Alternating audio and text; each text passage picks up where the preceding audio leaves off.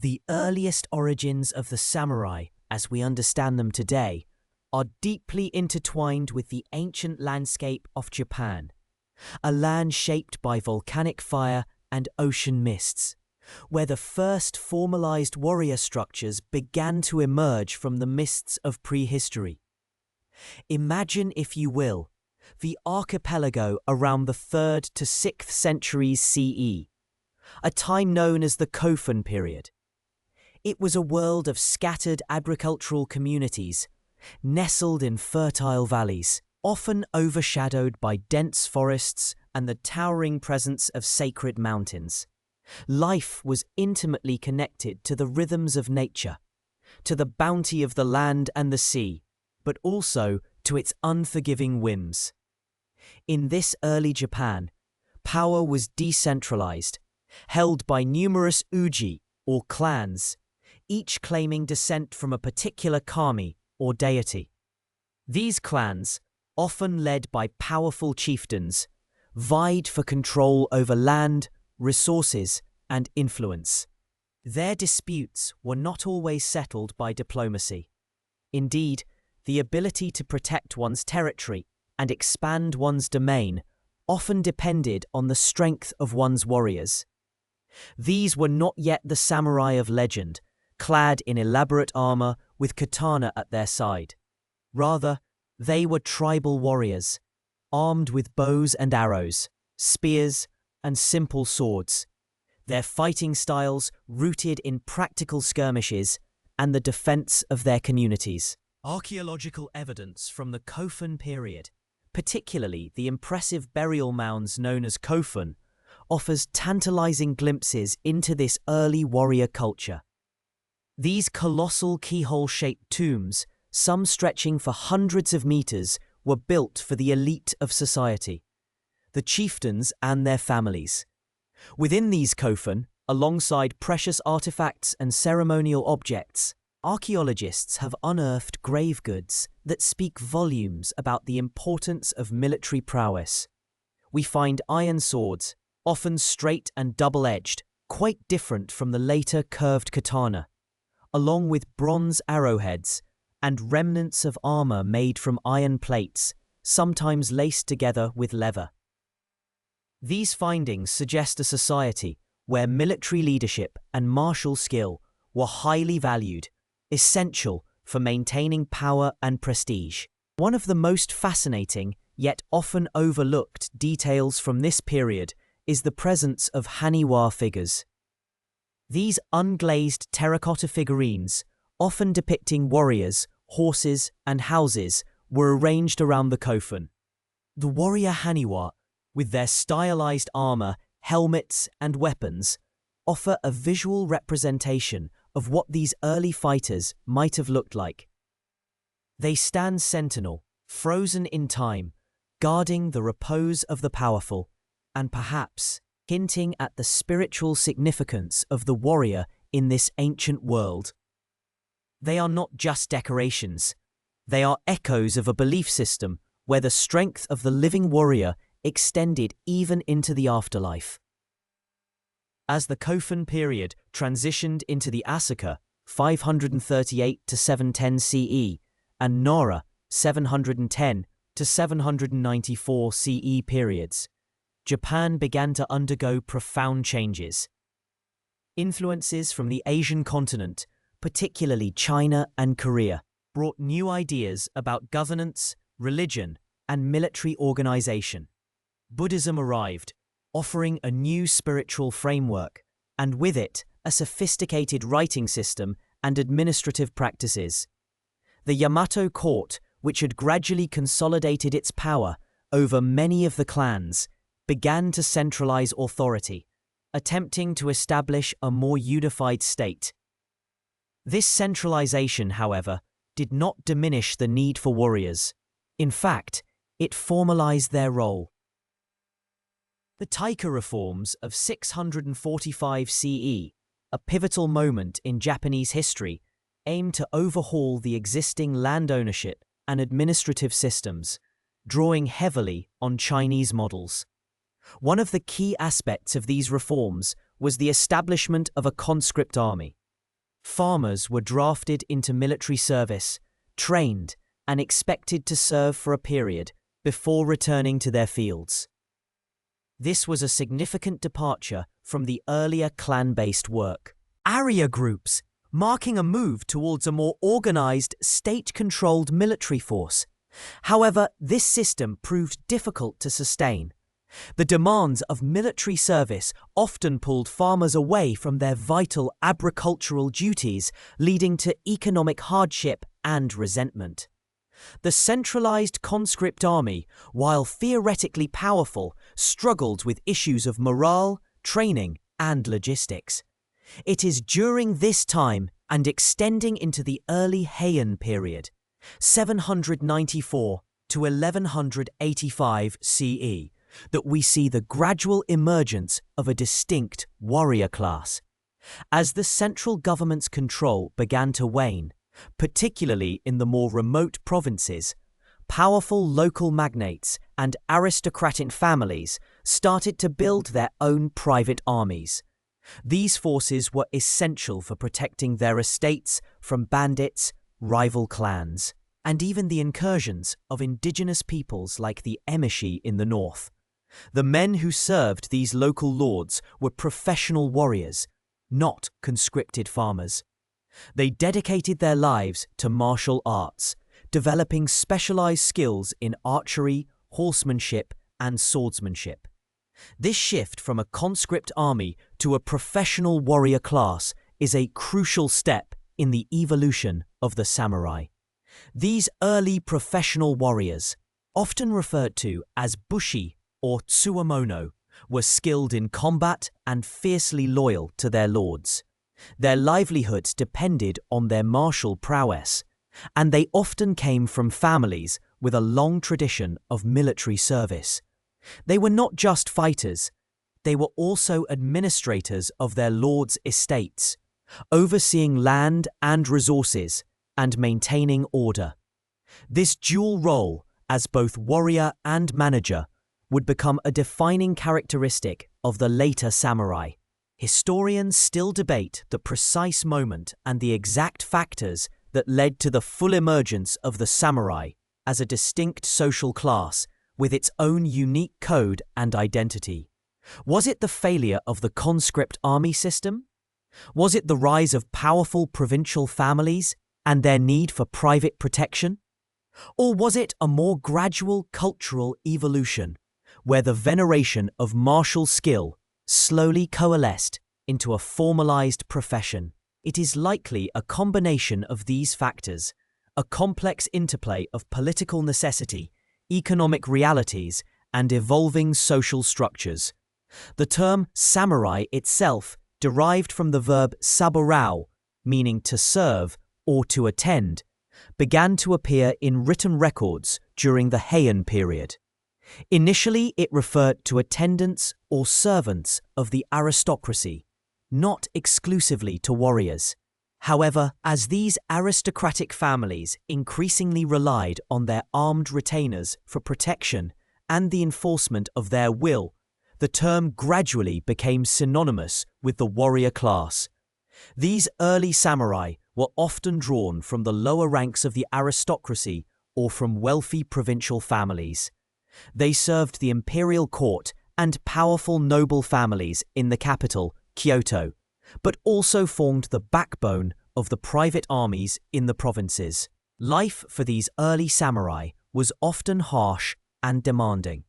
Training began at a young age, encompassing not only martial skills, but also a deep understanding of strategy, tactics, and the local terrain.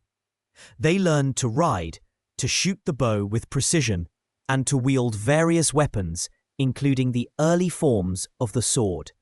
Their armor, while still evolving, was designed for mobility and protection, often incorporating lacquered iron or leather plates. They lived by a nascent code of conduct that emphasized loyalty, honor, and courage, values that would later be formalized into Bushido.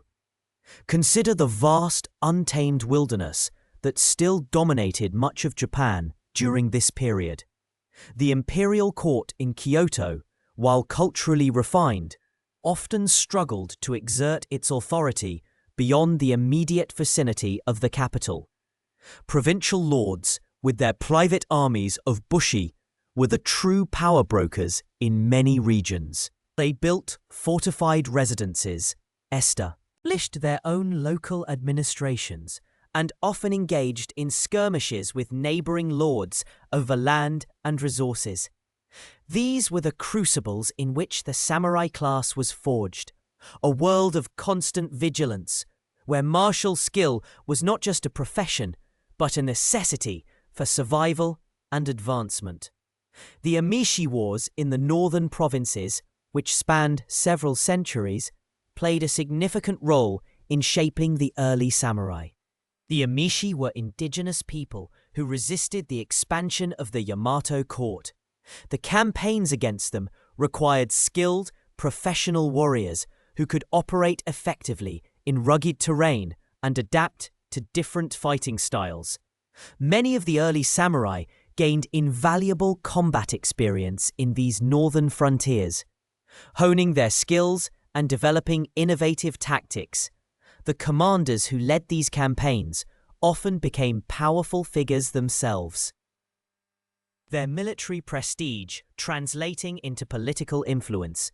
One such figure was Sakanoi no Tamuramaro, a general active in the late 8th and early 9th centuries during the early Heian period. He was a brilliant military strategist who successfully subdued the Emishi and was appointed Sei Taishogun, or Barbarian Subduing Great General, a title that would later become synonymous with the supreme military leader of Japan. Tamaramaro's campaigns exemplify the growing importance of professional warriors and the military leadership that was emerging from the ranks of the early samurai. He was not just a warrior. He was an administrator, a diplomat, and a figure of immense authority, foreshadowing the future political dominance of the samurai class. The court aristocracy in Kyoto, while initially viewing these provincial warriors with a degree of disdain, gradually came to rely on them more and more. As the central government's power weakened and local conflicts escalated, the court found itself increasingly dependent on the military might of the bushi to maintain order and protect its interests. This growing reliance on the warrior class would eventually lead to a dramatic shift in the balance of power, culminating in the establishment of samurai-led governments in later centuries.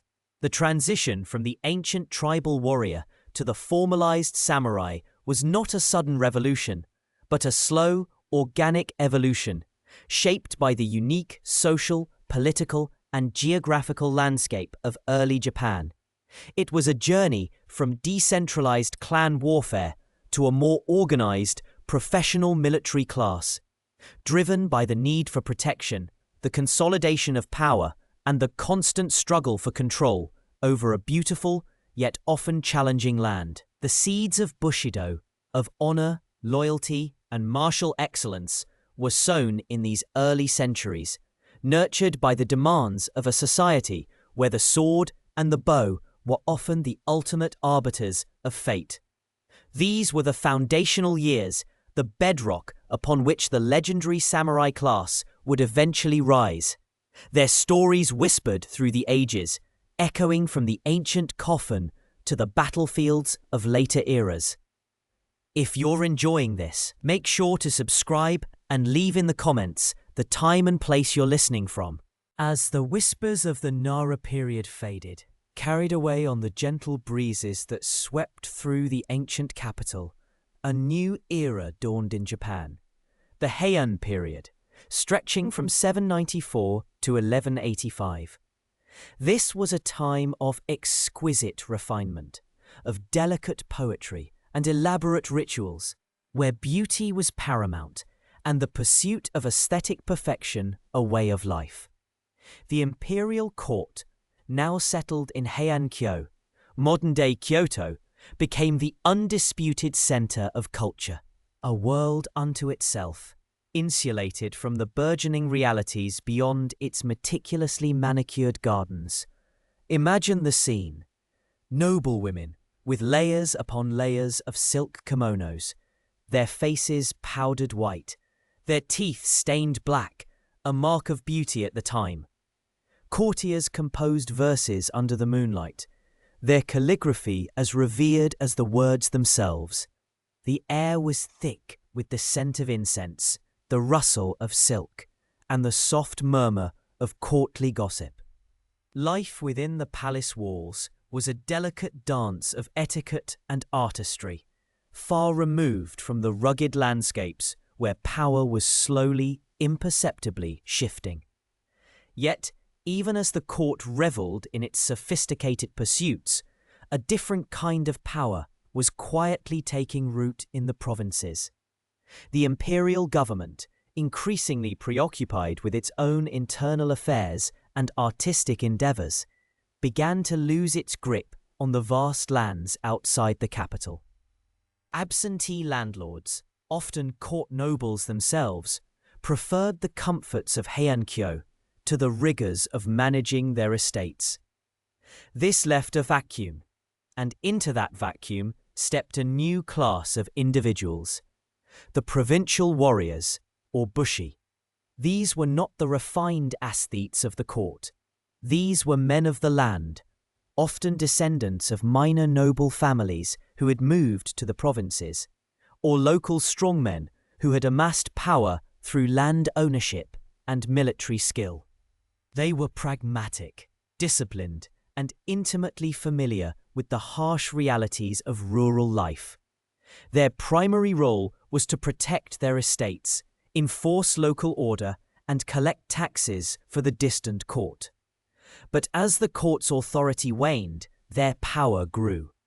They began to form private armies, loyal not to the emperor, but to their own lords or families.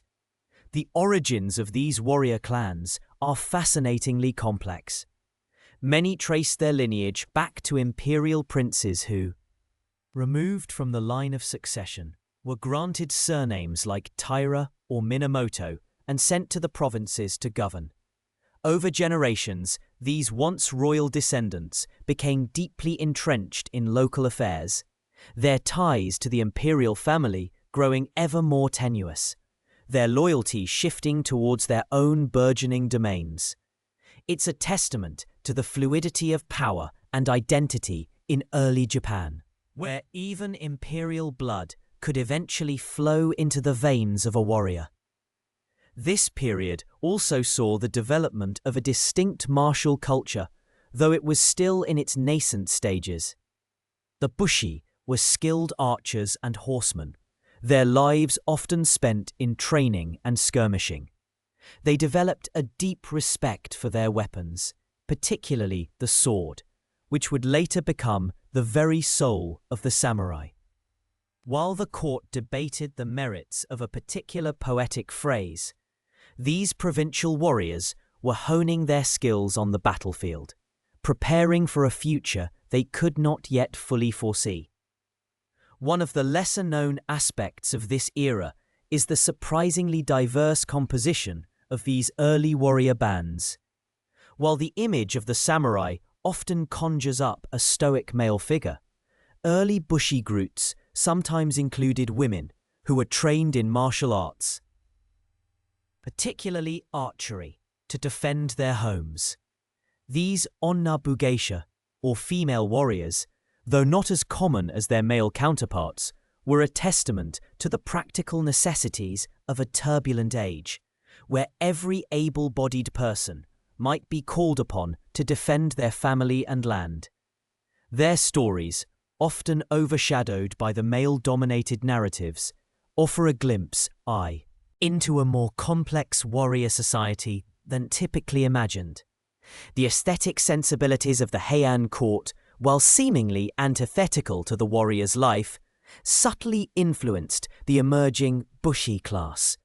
While they were men of action, they were also Japanese, and the pervasive culture of beauty and refinement could not be entirely ignored. Many warriors, particularly those of higher standing, cultivated an appreciation for poetry, calligraphy, and even the tea ceremony. Though these practices would become more deeply integrated into the warrior code in later centuries. This early exposure, however, hints at the unique blend of martial prowess and artistic sensitivity that would eventually define the samurai. Historians still debate the precise moment when the Bushi truly became the samurai. Was it when they began to serve the court directly as guards, shedding their purely provincial identity? Or was it when they developed a more formalized code of conduct that went beyond simple loyalty to a lord? There's no single definitive answer, as the transformation was gradual, an organic evolution rather than a sudden decree. However, the Heian period undeniably laid the groundwork, creating the social and political conditions for their rise. The court, in its elegant obliviousness, occasionally employed these provincial warriors to put down rebellions or quell disturbances. These were often minor affairs, easily managed, but they provided the Bushi with valuable experience and, perhaps more importantly, a taste of direct involvement in national affairs. They were seen as useful tools, instruments of the court's will, but rarely as equals. This underestimation would prove to be one of the court's greatest miscalculations. As the Heian period progressed, the power of the great aristocratic families, like the Fujiwara, reached its zenith. They controlled the imperial regency, effectively ruling Japan from behind the scenes, often marrying their daughters into the imperial line to secure their influence.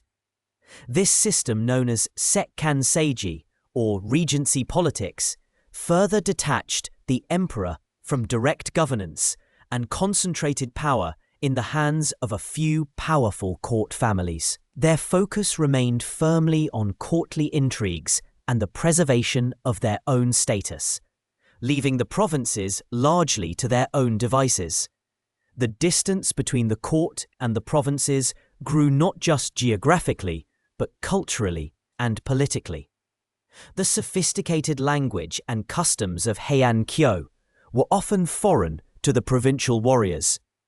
Yet, these warriors were not unsophisticated in their own way. They developed a strong sense of honor, a fierce loyalty to their lords, and a practical understanding of governance and warfare. Their lives were dictated by the seasons, by the demands of agriculture, and by the constant threat of banditry or rival clans. Perhaps the most significant development during this time was the emergence of the great warrior clans, the Taira and the Minamoto. Both had imperial lineage. Both had established strong bases in the provinces. And both were slowly accumulating wealth and military strength. They were initially employed by the court to maintain order, often against each other, creating a complex web of alliances and rivalries that would eventually erupt into open conflict. The court, in its short-sightedness, often played these clans against each other, failing to recognize the immense power they were fostering. The architectural styles of the Heian period also reflect this dichotomy. While the court built grand, sprawling palaces with intricate wooden joinery and sliding paper screens designed for aesthetic pleasure and ceremonial functions, the provincial warriors lived in more austere, fortified residences. These were practical structures, often surrounded by earthworks and palisades, designed for defense rather than display. The very buildings they inhabited spoke volumes about their differing priorities, ridities, and worldviews.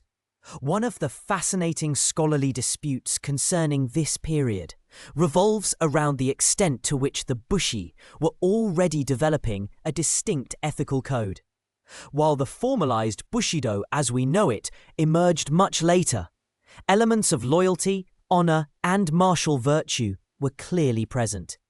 Some scholars argue that these early warriors were primarily motivated by self-interest and land acquisition, with any code being a post hoc justification. Others contend that a nascent sense of warrior identity and ethics was already forming, influenced by a blend of Buddhist principles, particularly Zen, though its full impact would come later, Shinto reverence for nature, and the practical demands of their profession. It's a subtle distinction, but one that shapes our understanding of the samurai's ideological foundations. The seeds of future conflict were sown in the very structure of Heian society. The court's reliance on provincial warriors for security, coupled with its increasing detachment from provincial affairs, created a fertile ground for dissent. The warrior class, initially a tool of the court, gradually became a power in its own right, a force to be reckoned with. They were the muscle of the nation, and they were beginning to realize their own strength. Imagine the young warriors practicing their archery under the watchful eyes of their lords. Their bows crafted from layers of bamboo and wood, their arrows tipped with hardened iron. They would spend countless hours on horseback mastering the art of shooting while galloping, a skill that would prove invaluable in future battles. Their lives were rigorous, their training relentless, a stark contrast to the leisurely pace of court life. They learned to endure hardship, to value discipline, and to fight with fierce determination. The Heian period, therefore, was a time of profound transition, a bridge between the ancient imperial rule and the coming age of warrior dominance.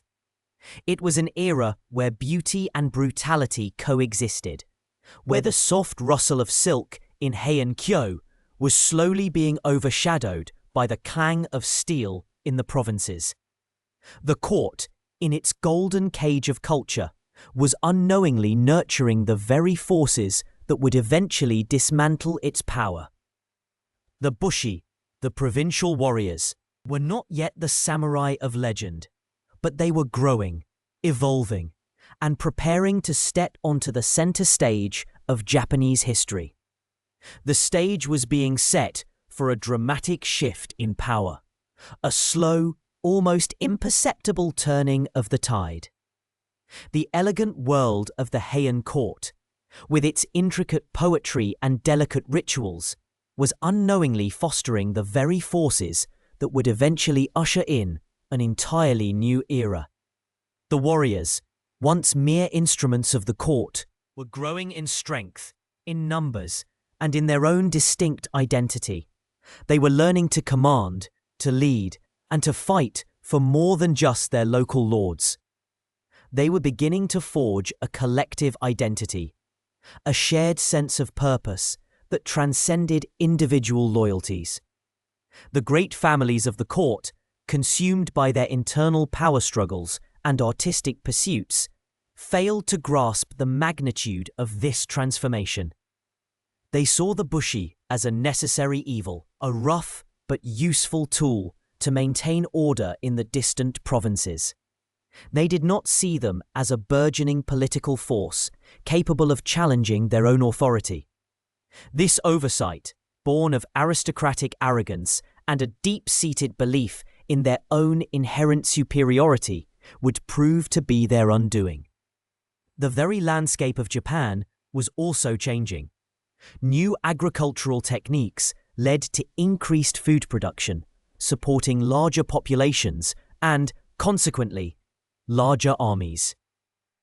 The development of ironworking technology improved the quality of weapons and armor, making warfare more effective and deadly.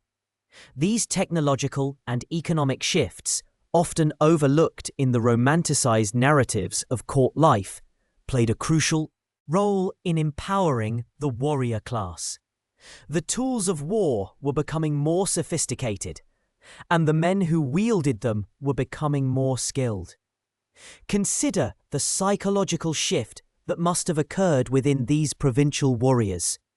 Initially, they were simply protectors of their land and their lord, bound by local customs and feudal obligations. But as their power grew, as they gained experience in battle, and as the court's authority waned, a new sense of self-importance began to emerge. They were no longer just servants. They were leaders, commanders, and the true wielders of power in their respective regions. This growing self-awareness, this dawning realization of their own strength, was a critical step in their evolution. The Heian period, for all its beauty and refinement, was also a time of underlying tension, a slow burn beneath the surface of courtly elegance. The exquisite poetry and delicate brushstrokes of the capital masked the rugged reality of the provinces, where men lived and died by the sword. The two worlds, though seemingly disparate, were inextricably linked, and the balance between them was slowly, inexorably shifting.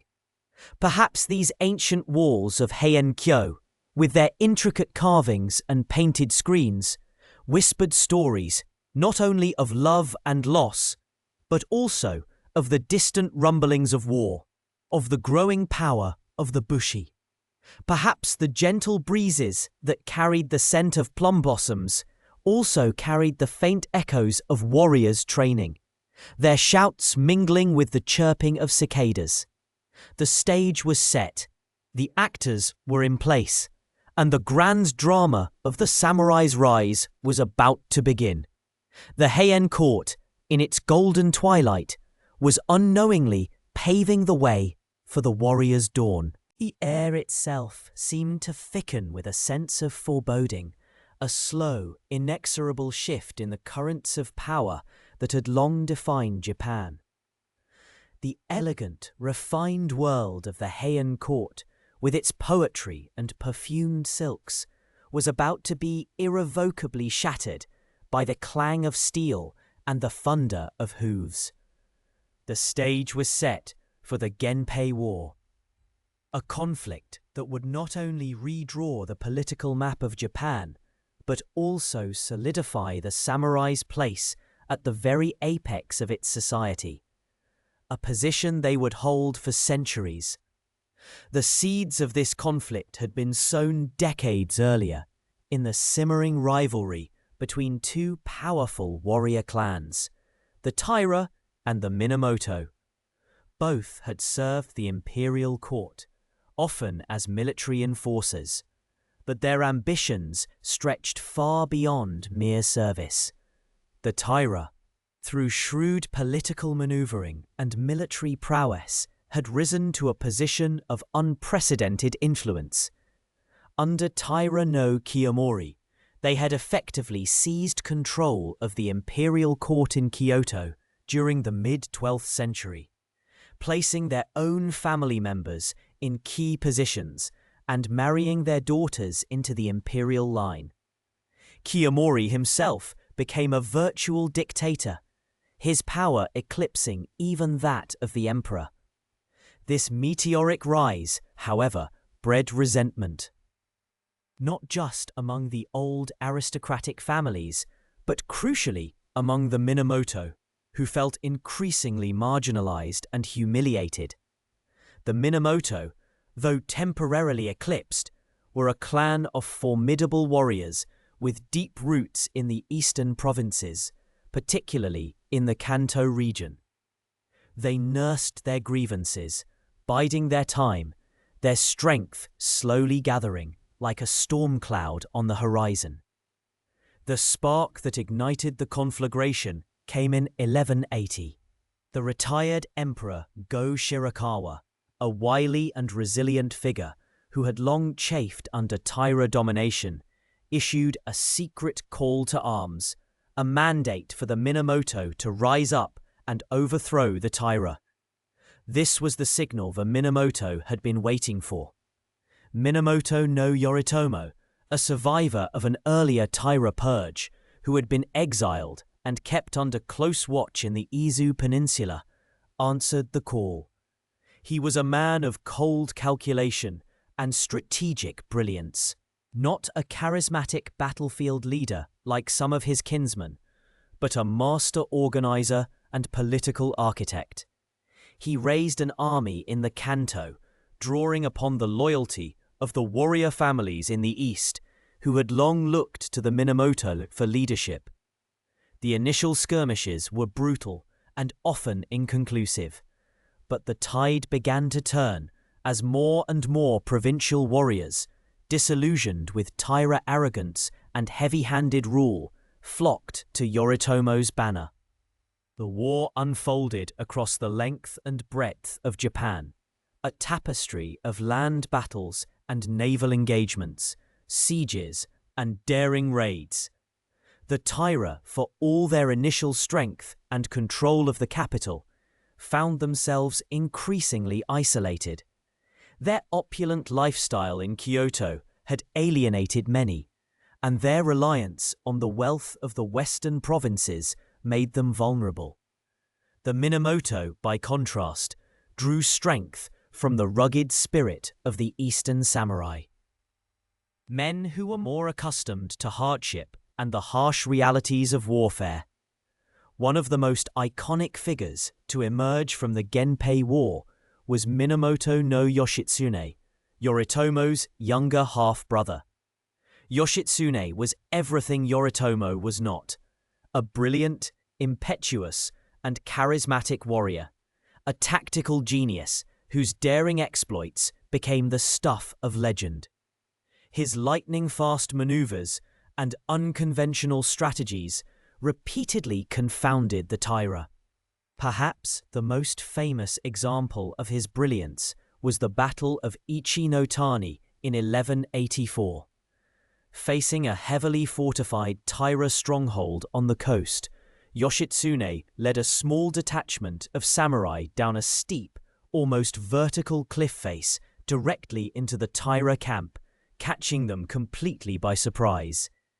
The image of samurai riding their horses down such a perilous incline, a feat that seems almost mythical, speaks to the extraordinary courage and audacity of these warriors. This daring attack, combined with a frontal assault, led to a decisive Minamoto victory and a devastating blow to Taira morale. The war reached its dramatic crescendo in 1185, with the naval battle of Dan no Ura. This was a clash of titans, a massive engagement fought in the narrow straits off the coast of Shimonoseki. The Taira, though outnumbered, fought with the desperation of those facing annihilation.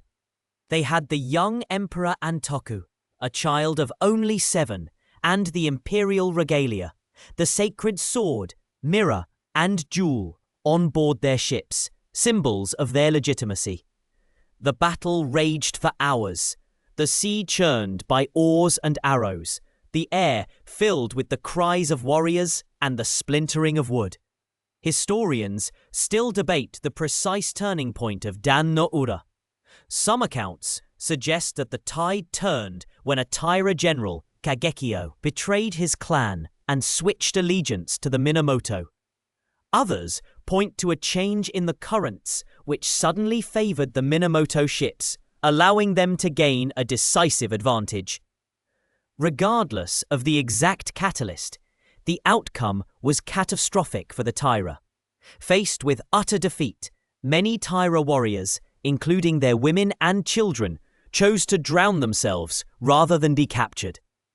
The young Emperor Antoku clutched in the arms of his grandmother. Taira no Tokiko also perished in the waves, taking the sacred sword with him to the depths. It was later recovered, but the tragedy of the young emperor's death resonated deeply throughout Japan. The victory at Dan no Ura marked the end of the Taira clan's dominance and effectively concluded the Genpei War. The Minamoto were triumphant, but the aftermath was far from peaceful. Yoritomo, ever the pragmatist, saw his charismatic brother Yoshitsune as a potential rival. Despite Yoshitsune's heroic contributions to the war, Yoritomo, fearing his popularity and independent spirit, turned against him. Yoshitsune was eventually hunted down and, in a tragic turn of events, forced to commit suicide in 1189. This ruthless act, while securing Yoritomo's sole leadership, cast a long shadow over his legacy, highlighting the brutal political realities of the samurai world. With the Taira vanquished and his own family rivals eliminated, Minamoto no Yoritomo was free to establish a new order. He chose Kamakura, a strategically defensible coastal town in the Kanto region, far from the decadent influence of the imperial court in Kyoto, as his base. In 1192, he was officially appointed Sei Taishogun, barbarian subduing great general, by the emperor. This title, though ancient, was now imbued with a new, profound meaning. It marked the formal establishment of the Kamakura Shogunate, the first military government in Japan's history. The Kamakura Shogunate represented a radical departure from the Heian system. While the emperor remained the symbolic head of state, residing in Kyoto and performing important religious rituals, true political and military power now lay with the shogun in Kamakura. Yoritomo meticulously built a sophisticated administrative structure. He appointed shugo, constables, to oversee military affairs and maintain order in each province, and jito, stewards, to manage land and collect taxes. These officials were samurai, loyal to the shogun, and their presence ensured that Kamakura's authority reached into every corner of the realm. This new system, often referred to as a feudal structure, solidified the samurai's position as the ruling class. They were no longer merely hired muscle for the aristocracy. They were the landowners, the administrators, and the enforcers of law. Their values, loyalty, discipline, martial skill, and a deep sense of honor, began to permeate Japanese society, laying the groundwork for the later development of Bushido, the way of the warrior. The cultural impact of the Kamakura period was also profound. Away from the effete, court life of Kyoto, a more austere and practical aesthetic emerged. Zen Buddhism, with its emphasis on discipline, meditation, and self-reliance, gained significant traction among the samurai class. Its teachings resonated deeply with their way of life, offering a path to inner peace amidst the constant threat of violence and death. The simple, elegant beauty of Zen gardens, the precision of archery, and the art of sword-making all flourished under samurai patronage. Yet, even with this new stability, the Kamakura shogunate was not without its internal tensions and external threats. Yoritomo's careful construction of power relied heavily on his personal authority. After his death in 1199, a power vacuum emerged, and the Hojo clan, relatives of Yoritomo's wife Masako, gradually gained control of the shogunate, serving as regents for subsequent, often child, shoguns. This shift in power from the Minamoto to the Hojo highlights a recurring theme in Japanese history. The real power often lay not with the titular ruler, but with the family or individual who effectively controlled the administration. Masako herself, a formidable figure known as the Nun Shogun, played a crucial role in consolidating Hojo power, demonstrating the unexpected influence women could wield even in a male-dominated warrior society. The Kamakura period also saw Japan face its first major external threat in centuries, the Mongol invasions. In the late 13th century, under the formidable leadership of Kublai Khan, the Mongols had conquered vast swathes of Asia, establishing the Yuan dynasty in China. Japan, with its rich resources and strategic location, became their next target. In 1274, a massive Mongol fleet, carrying thousands of warriors, landed on the shores of Kyushu. The samurai, Though outnumbered and initially unfamiliar with the Mongol tactics of massed archery and gunpowder weapons, fought with incredible ferocity. They were accustomed to individual duels and skirmishes, not the disciplined, overwhelming force of the Mongol war machine. The first invasion was ultimately repelled, not just by samurai valor, but by a sudden and violent typhoon, which scattered and destroyed much of the Mongol fleet. The Japanese called this divine wind a kamikaze, a term that would echo through history. Kublai Khan was not deterred. He launched an even larger invasion in 1281, assembling an armada of unprecedented scale. For weeks, samurai warriors stood vigil along the coast, having built stone walls and fortifications in anticipation. The fighting was brutal, a desperate struggle for survival. Again, as the invasion seemed poised to overwhelm the defenders, another powerful typhoon struck, utterly devastating the Mongol fleet and saving Japan from conquest. These Mongol invasions, though ultimately unsuccessful, had a profound impact on the Kamakura shogunate. The immense cost of preparing for and fighting off the invasions strained the shogunate's resources and led to widespread dissatisfaction among the samurai who had fought so bravely. Many felt they had not been adequately rewarded for their sacrifices, leading to a decline in loyalty and a weakening of the shogunate's authority. This simmering discontent, combined with internal power struggles within the Hojo Regency, gradually eroded the foundations of Kamakura rule. The Kamakura shogunate, which had ushered in an era of samurai dominance, would eventually fall in 1333. A complex web of factors contributed to its demise: the economic strain of the Mongol Wars, the growing resentment of provincial samurai, and the machinations of the imperial court seeking to reclaim its power. Emperor Go-Daigo, a determined and ambitious monarch, spearheaded an effort to overthrow the shogunate, finding allies among disgruntled samurai. The final blow came when Ashikaga Takauji, a powerful general initially sent by the shogunate to suppress Go-Daigo's rebellion, switched sides, leading his forces against Kamakura itself.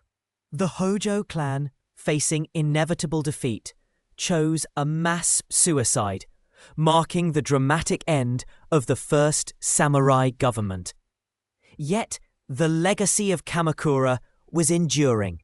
It had irrevocably shifted the locus of power from the imperial court to the warrior class. The samurai had proven themselves not just as fierce fighters, but as capable administrators and political leaders. The values they embodied, forged in the crucible of the Genpei War and refined through the challenges of governing, would continue to shape Japanese society for centuries to come. The era of the warrior was truly underway. A new chapter in Japan's history, written in steel and honor.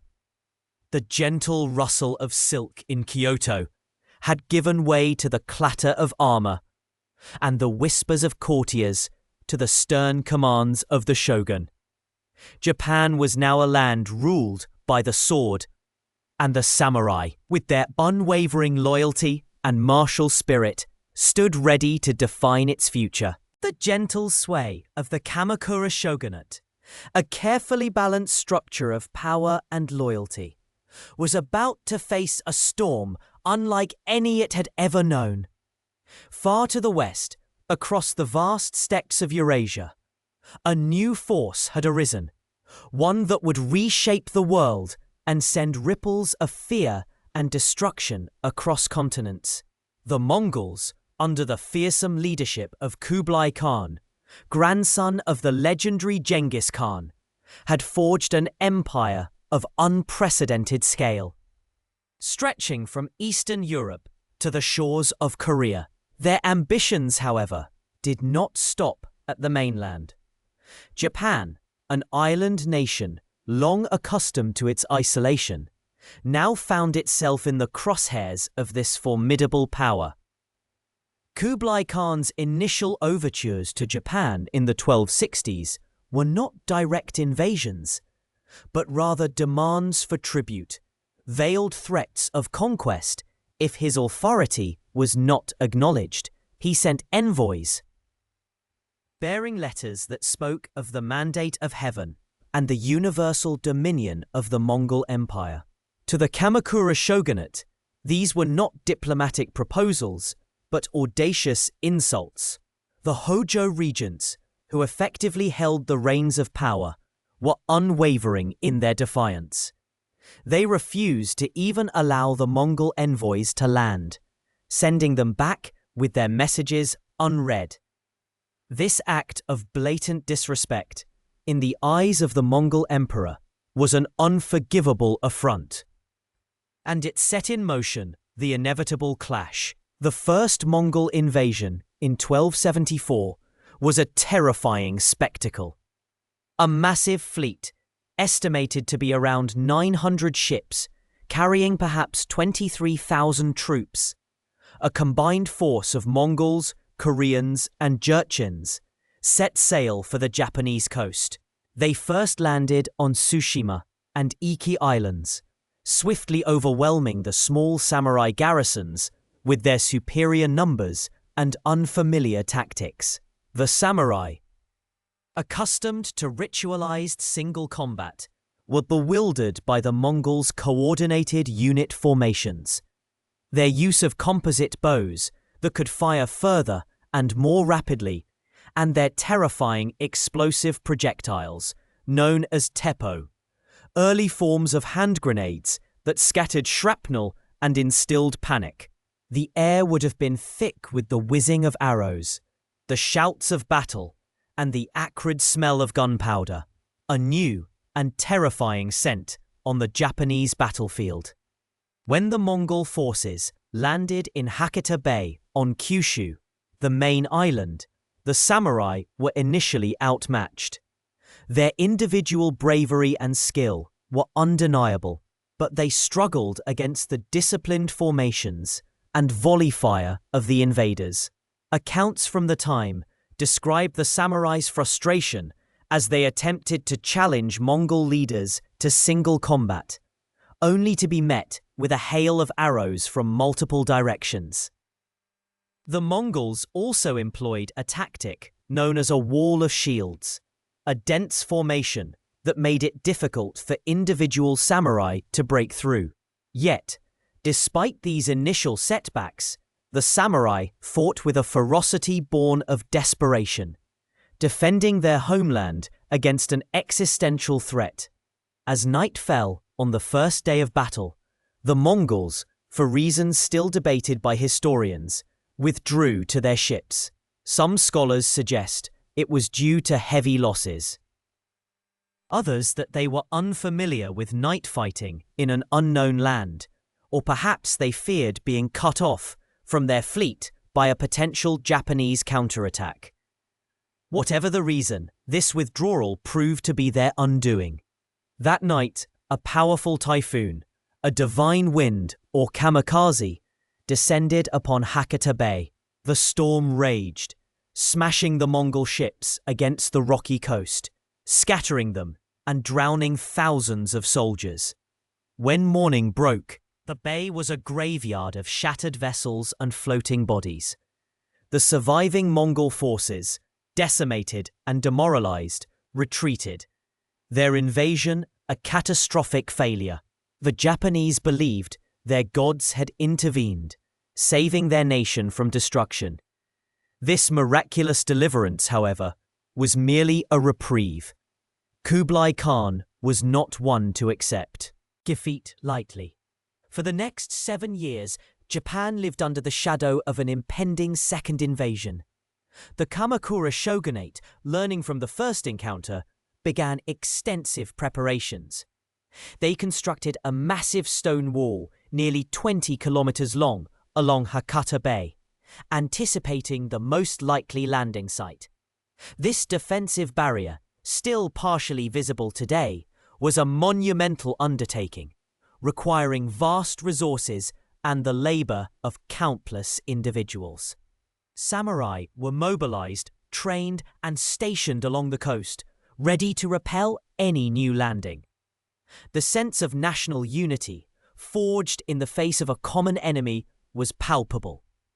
The second Mongol invasion, in 1281, was even larger than the first. Two massive fleets, one from Korea and one from China, totaling perhaps 4,400 ships and an estimated 140,000 troops, set sail for Japan. This was an armada of unprecedented scale, a testament to Kublai Khan's unwavering determination.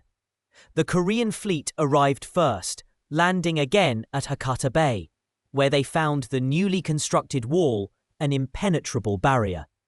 The samurai, now better prepared and understanding the Mongol tactics, fought fiercely, engaging the invaders in skirmishes and preventing them from establishing a firm foothold. Days turned into weeks of grueling attritional warfare. The Japanese defenders, often fighting from behind their fortifications, inflicted heavy casualties on the Mongols, who struggled to breach the defences.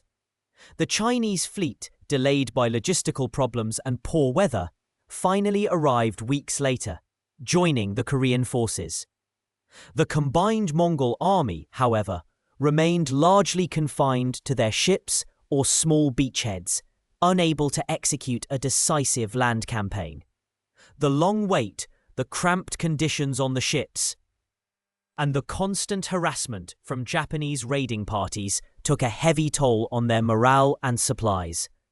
And then, once again, the heavens intervened. In mid-August, another colossal typhoon, even more powerful than the first, struck the fleets. The storm raged for 2 days, annihilating the vast armada. Ships were splintered, men were tossed into the churning sea, and the dreams of Mongol conquest were utterly shattered. The scale of the destruction was immense. It is estimated that tens of thousands of Mongol soldiers perished in the storm. The kamikaze had struck twice, saving Japan from foreign subjugation. While the immediate threat was averted, the Mongol invasions had profound and lasting consequences for the Kamakura shogunate, and indeed for the future of Japan. The immense cost of preparing for and fighting two massive invasions placed an unbearable strain on the shogunate's finances. Unlike earlier conflicts, where victorious samurai could be rewarded with conquered lands and spoils, there was no territory to gain from repelling the Mongols, only the preservation of their own. The samurai who had fought so bravely, many of whom had mortgaged their lands or incurred significant debts to equip themselves for war, expected rewards for their service. The shogunate, however, had little to give. This inability to adequately reward its loyal vassals led to widespread discontent among the samurai class. Their loyalty, once a cornerstone of the shogunate's power, began to fray. Many samurai, particularly those from distant provinces, felt their sacrifices were unappreciated.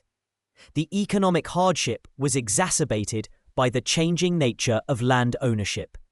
Over time, many samurai had subdivided their estates among their heirs, leading to smaller, less productive holdings that struggled to support a warrior lifestyle. The Mongol invasions pushed many to the brink of financial ruin, and their grievances simmered beneath the surface. Furthermore, the very structure of the Kamakura shogunate, which relied on the personal loyalty of individual samurai to the Hojo regents and the shogun, began to weaken. The Hojo, in their efforts to centralize power and manage the crisis, had alienated many powerful regional lords or daimyo. These daimyo, who commanded significant resources and their own samurai armies, had contributed immensely to the defense of the nation. Yet they too felt the pinch of unrewarded service and increasingly resented the Hojo's dominance.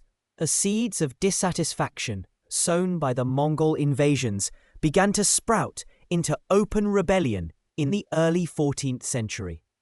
Emperor Go-Daigo, a shrewd and ambitious monarch, saw an opportunity in the shogunate's weakened state. He sought to restore direct imperial rule, a concept that had been largely ceremonial for centuries.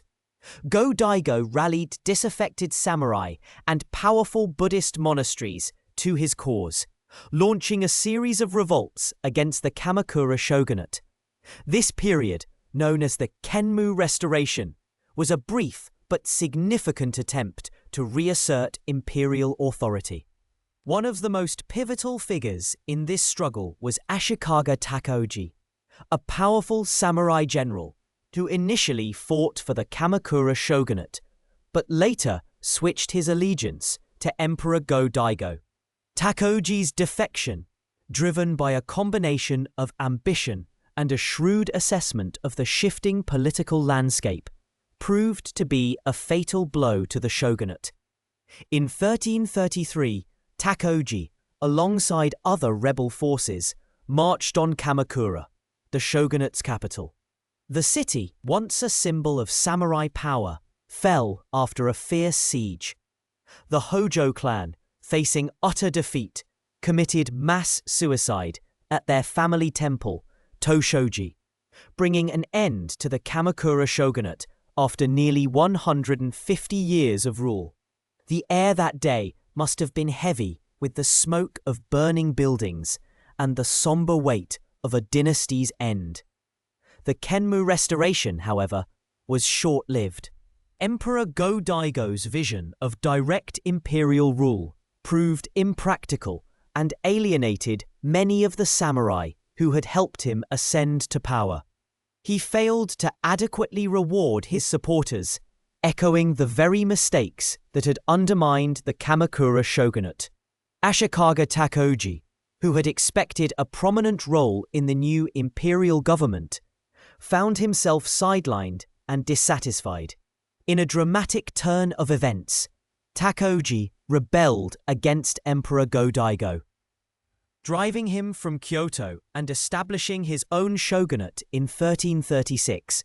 This marked the beginning of the Ashikaga shogunate, also known as the Muromachi shogunate, named after the district in Kyoto where its headquarters were located. The establishment of the Ashikaga shogunate, however, did not immediately bring stability. The period that followed was one of intense political turmoil, known as the Nanboku-cho, or Northern and Southern Courts period. Emperor Go-Daigo, refusing to acknowledge Takoji's authority, fled south to Yoshino and established a rival imperial court. For nearly 60 years, Japan had two competing emperors, each claiming legitimacy, each with their own loyal samurai factions. This schism further fragmented central authority and fueled ongoing civil strife. The landscape was dotted with castles, their banners flying in defiance, as local lords pledged allegiance to one court or the other, often shifting loyalties as circumstances dictated. The sound of distant drums and the glint of steel on the horizon would have been a constant presence for those living in this era. The Ashikaga shogunate, unlike its Kamakura predecessor, struggled to exert strong centralized control over the entire country. The daimyo, the regional lords, had grown increasingly powerful during the protracted conflicts. They had raised their own armies, built their own castles, and managed their own domains, often acting with a degree of independence that the shogunate found difficult to curb. The shoguns, while holding the highest military office, often found themselves reliant on the support of these powerful daimyo, whose loyalty was often conditional and self-serving. This decentralization of power had a profound impact on the samurai. While the shogunate still existed, the TRU power increasingly resided with the regional lords. Samurai, instead of being primarily loyal to the shogun, now often pledge their allegiance to their local daimyo. This shift fostered a more localized sense of identity and loyalty, strengthening the bonds between a samurai and his immediate lord. The daimyo became the primary patrons of the samurai, providing them with land, stipends, and opportunities for advancement in exchange for their military service. The Ashikaga shogunate did manage to bring a semblance of unity to the country by the end of the 14th century, with the reunification of the northern and southern courts in 1392. However, the underlying tensions and the inherent weakness of the central government remained. The daimyo continued to consolidate their power, building up their domains and often engaging in skirmishes with neighboring lords, even as the shogunate attempted to maintain a fragile peace. The shogunate's authority was often more symbolic than substantive, particularly in the more distant provinces. This period also saw the rise of new social and economic forces. Commerce and trade flourished, leading to the growth of merchant classes and the emergence of new urban centers, while samurai remained the dominant warrior class. The increasing importance of money and trade began to subtly challenge the traditional feudal order. Some daimyo actively encouraged trade within their domains, recognizing its potential to bolster their own power and wealth. The clinking of coins and the bustling sounds of market towns began to add a different rhythm to the nation's life, a counterpoint to the ever-present clang of swords. The Ashikaga shogunate, despite its political weaknesses, was a period of significant cultural flourishing. Zen Buddhism, which had gained traction during the Kamakura period, became even more influential, permeating art, literature, architecture, and the samurai's way of life. The elegant simplicity of Zen aesthetics found expression in ink painting, sumi-e, landscape gardening, and the tea ceremony, chanyu, which became a refined ritual practiced by samurai and aristocrats alike.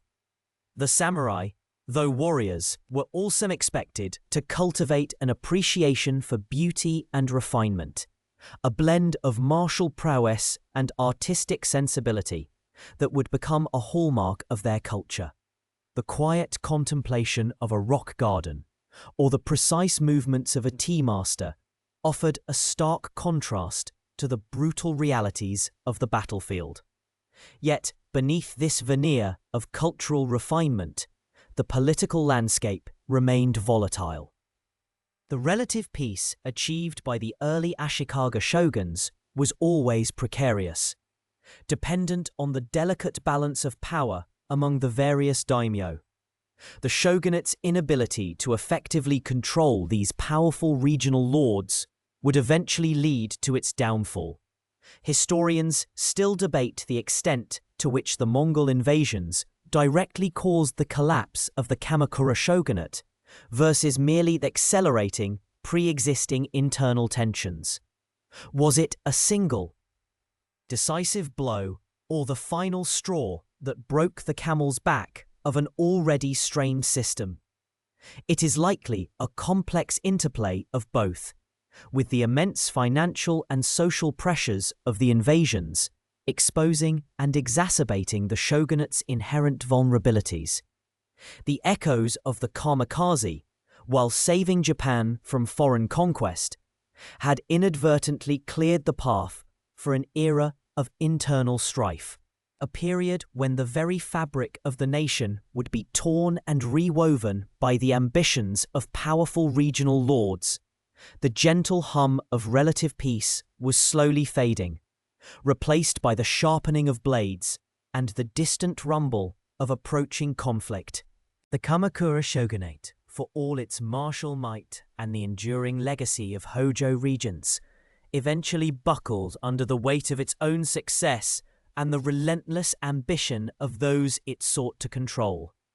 The Mongol invasions, though repelled, had drained the shogunate's coffers and left a lingering sense of unease. The samurai, who had fought valiantly, expected rewards that the shogunate, in its weakened state, could not always provide, leading to growing discontent among the very warriors who were its foundation. This simmering resentment, coupled with internal power struggles and the rise of powerful regional lords, created cracks in the shogunate's once unyielding facade. Then, in the early 14th century, a new figure emerged who would dramatically reshape Japan's political landscape: Emperor Go-Daigo.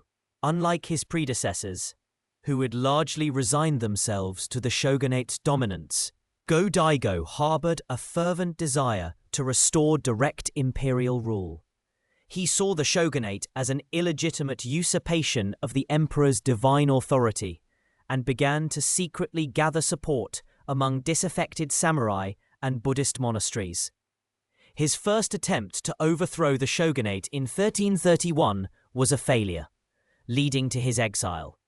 However, his defiance ignited a spark that would soon engulf the nation in a tumultuous period known as the Kenmu Restoration. Among those who answered Go-Daigo's call was a brilliant and ambitious general named Ashikaga Takeuji. Takeuji, initially sent by the Kamakura shogunate to suppress Go-Daigo's rebellion, instead switched his allegiance, sensing the shifting winds of power. His defection proved to be a critical turning point. With Takeuji's military prowess and the support of other powerful samurai clans, the Kamakura shogunate was finally brought to its knees in 1333.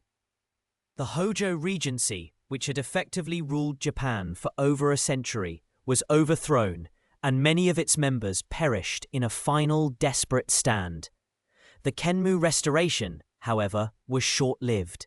Emperor Go-Daigo's vision of a centralized imperial government, one that bypassed the samurai entirely, proved impractical and alienated many of the warriors who had helped him ascend. He began to distribute land and titles based on court rank rather than military service, a move that deeply offended the samurai, who believed their loyalty and sacrifice should be justly rewarded. Takeuji, who had expected to be a key figure in the new government, found himself marginalized. The emperor's policies also favored the old aristocracy and Buddhist institutions, further fueling the samurai's resentment. The stage was set for another conflict.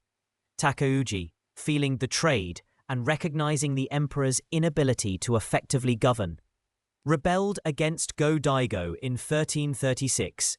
This sparked the Nanbok-cho, or Northern and Southern Courts, period, a half-century-long civil war where two imperial courts, one supported by Takeuji in Kyoto, the Northern Court, and the other by Go-Daigo in Yoshino, the Southern Court, vied for legitimacy.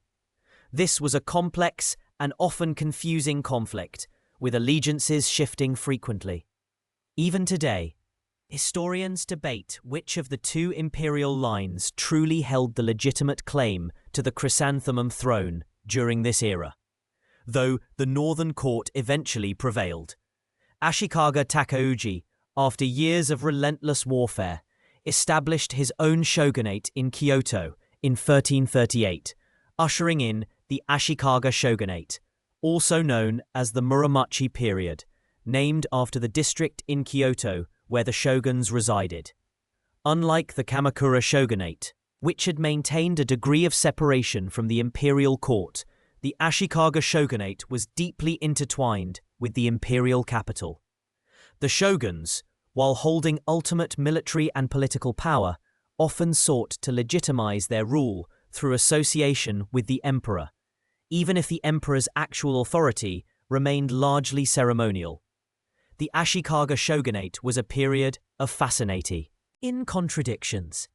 On one hand, it was a time of immense cultural flourishing. The shoguns, particularly Ashikaga Yoshimitsu, became patrons of the arts, fostering the development of Zen Buddhism, ink painting, sumie, no theatre, The tea ceremony, cha-no-yu, and the art of flower arrangement, ikebana. The iconic Golden Pavilion, Kinkakuji, in Kyoto, originally a retirement villa for Yoshimitsu, stands as a testament to the aesthetic sensibilities of this era. The shogunate also promoted trade with Ming China, leading to the influx of new ideas, goods, and artistic styles. This cultural renaissance, often referred to as the Muromachi culture, had a profound and lasting impact on Japanese aesthetics and continues to influence Japanese art forms today. However, beneath this veneer of cultural sophistication, the Ashikaga shogunate was plagued by inherent weaknesses. Unlike the centralized power of the Kamakura shogunate, the Ashikaga shoguns never fully managed to consolidate their authority over the powerful regional lords, known as daimyo. These daimyo, many of whom had grown wealthy and powerful during the Nanboku-cho wars, maintained their own armies and often acted with considerable independence. The shogunate's control was often more nominal than absolute, relying heavily on alliances and the shifting loyalties of these powerful families. The system of governance under the Ashikaga shogunate was often described as a decentralized feudalism. While the shogun held the highest military office, his power was frequently challenged by the kanrei, or deputy shoguns, who were typically drawn from powerful families like the Hosokawa, Shiba, and Hatakeyama. These families, known as the three families of the kanrei, often wielded significant influence, sometimes even overshadowing the shogun himself. This intricate web of power relationships, marked by constant jockeying for position and influence, created an inherently unstable political environment. One lesser-known detail of this period is the role of bakufu, shogunate regulations, regarding samurai attire and conduct. While the shoguns patronized high culture, they also sought to maintain social order through detailed sumptuary laws. For instance, the wearing of certain colors, fabrics, or sword mountings was often restricted based on one's social rank. These regulations, though seemingly minor, reflected the shogunate's ongoing struggle to define and enforce social hierarchies in a period of increasing fluidity and ambition among the warrior class. Perhaps these detailed rules were an attempt to impose order on a world that was slowly slipping out of their grasp, a silent acknowledgement of the growing chaos beneath the surface. The seeds of the shogunate's eventual downfall were sown in its very structure.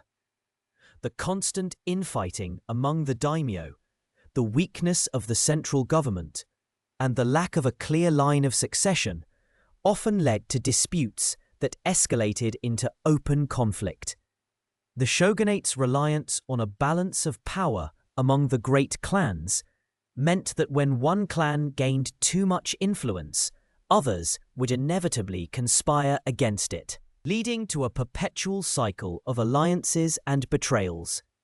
This simmering instability finally erupted in 1467 with the outbreak of the Onin War.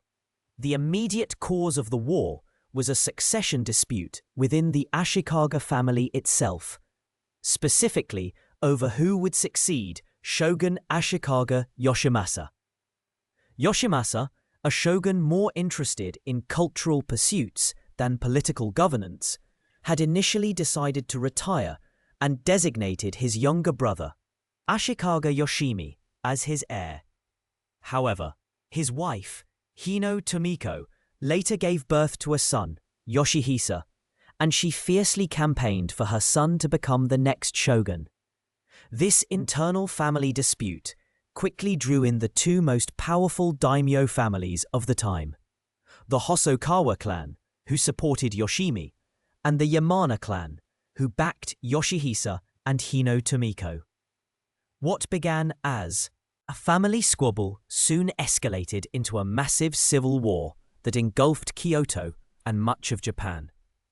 The two factions, each commanding vast armies of samurai, established their headquarters on opposite sides of the capital. The city of Kyoto, once a beacon of culture and refinement, became a battleground. For over a decade, from 1467 to 1477, Kyoto was ravaged by warfare. Temples, shrines, and aristocratic mansions were burned to the ground. The streets, once bustling with merchants and courtiers, became arenas for fierce samurai clashes. The shogunate, already weakened, proved utterly incapable of controlling the warring factions. The shogun, Yoshimasa, remained largely detached, famously continuing his aesthetic pursuits, such as designing the Silver Pavilion, Ginkakuji, even as his capital burned around him. This detachment, while perhaps a coping mechanism, symbolized the shogunate's ultimate failure to govern. The Onin War was not a clear-cut conflict with a decisive victor. It was a war of attrition, marked by sieges, skirmishes, and shifting alliances. Many of the great daimyo, seeing the shogunate's impotence, began to assert their independence more forcefully, carving out their own domains. The war ultimately ended, not with a grand battle or a peace treaty, but with the exhaustion of the combatants. The Yamana and Hosokawa clans, having decimated each other's forces and ruined the capital, eventually withdrew. The consequences of the Onin War were profound and far-reaching. It effectively destroyed the authority of the Ashikaga shogunate, leaving a power vacuum that no single entity could fill. The central government, already weak, was now completely impotent. The imperial court, which had always held a precarious position, was further impoverished and marginalized. The war also shattered the old social order, leading to the rise of new, ambitious daimyo who were not bound by traditional loyalties. Perhaps the most significant outcome of the Onin War was its role in ushering in the Sengoku Jidai, or the Age of Warring States. This period, which followed immediately after the war and lasted for over a century, was characterized by constant warfare, political upheaval, and social disruption. The old system of governance had collapsed, and Japan was fractured into numerous independent domains, each ruled by a powerful daimyo vying for supremacy. The samurai, no longer serving a unified central authority, became instruments of these regional lords, their loyalties now primarily to their immediate masters. Historians still debate the precise nature of the Onin War's impact. Some argue that it was merely the culmination of long-standing structural weaknesses within the Ashikaga shogunate, an inevitable eruption of tensions that had been building for decades. Others contend that while the shogunate was indeed weak, the scale and duration of the Onin War, particularly its devastating impact on Kyoto, were unprecedented and acted as a true catalyst, irrevocably altering the course of Japanese history. Was it a symptom or a cause? Perhaps it was both, a tragic crescendo to a long, slow decline. The Onin War also marked a shift in the nature of warfare itself. While samurai continued to be the elite fighting force, the prolonged conflicts and the need for larger armies led to a greater reliance on ashigaru, or foot soldiers, often recruited from the peasantry. The tactics became more focused on siege warfare and the control of strategic territories. The elegant rituals and individual duels that had characterized earlier samurai combat began to give way to more pragmatic and brutal forms of warfare. The cultural flourishing of the Muromachi period, though overshadowed by the war, did not entirely disappear. Even amidst the chaos, the aesthetic traditions fostered by the Ashikaga shoguns continued to evolve. often finding new patrons among the rising daimyo. The tea ceremony, Zen gardens, and no theatre, for example, Conti, nude to be refined and appreciated, offering moments of tranquility and beauty in a world consumed by violence. It was as if, even as the world burned, the human spirit still sought solace in art and contemplation. The samurai, during this period, found themselves in a dramatically changed landscape. The ideal of serving a unified Japan under the shogun had largely vanished. Instead, their loyalty became intensely localized, focused on their daimyo. The concept of Bushido, while not yet fully codified, began to take on new dimensions, emphasizing unwavering loyalty to one's lord, even unto death, as the ultimate virtue. The samurai's identity became inextricably linked to the fortunes of their daimyo, and their lives were defined by constant readiness for battle. The Ashikaga shogunate, born from the ashes of the Kamakura shogunate, had ultimately failed to create a stable and lasting central government. Its legacy is a complex tapestry woven with threads of brilliant cultural achievement and profound political instability. The Onin War, its climactic tragedy, stands as a stark reminder of the fragility of power and the devastating consequences of unchecked ambition. It was the final, shattering blow that plunged Japan into an era of unprecedented chaos, an age where the samurai would truly come into their own as the arbiters of power, shaping the destiny of a fragmented nation through the crucible of endless war. The stage was now set for the great unifiers, the figures who would rise from the ashes of this conflict to forge a new Japan, but their journey would be long and bloody, paved by the swords of countless samurai. As the whispers of the Ashikaga shogunate began to fade, a new, harsher wind swept across the Japanese archipelago, carrying with it the scent of ash and ambition. The Onin War, a decade of brutal internecine conflict that began in 1467, had shattered the fragile peace and left Kyoto, the elegant capital, in ruins. What followed was not a swift recovery, but a century of relentless strife, a period so tumultuous it would forever be known as the Sengoku Jidai, the age of warring states. This was a time when the very fabric of society unraveled, when loyalty was a fleeting commodity, and when the only constant was change, often wrought by the sword. The emperor remained a revered but largely powerless figure in Kyoto, his court often struggling even for basic necessities. The Ashikaga shoguns, once mighty, became mere puppets, their authority eroded by powerful regional lords, the daimyo, who carved out their own domains and waged ceaseless war against their neighbours. The old order, based on hereditary lineage and a complex web of feudal allegiances, crumbled under the weight of ambition. Instead, a new principle emerged, Gekkokujo, or the low overthrowing the high. A samurai of humble birth, if he possessed enough cunning, strength and charisma, could rise to challenge even the most established families. Imagine the landscape of Japan during this era. Fortified castles perched on strategic hilltops, their wooden walls and stone foundations standing as defiant symbols of power. Fields once tilled peacefully were now often battlegrounds, or lay fallow, awaiting the return of a populace weary from endless conflict.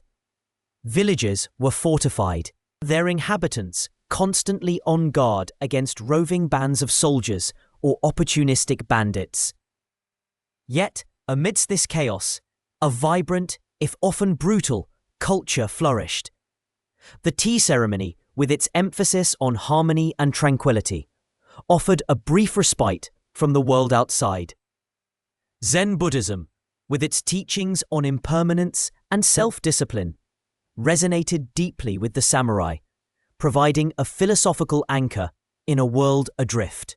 One of the most striking features of the Sengoku Jidai was the sheer number of independent domains and the constant shifting of alliances.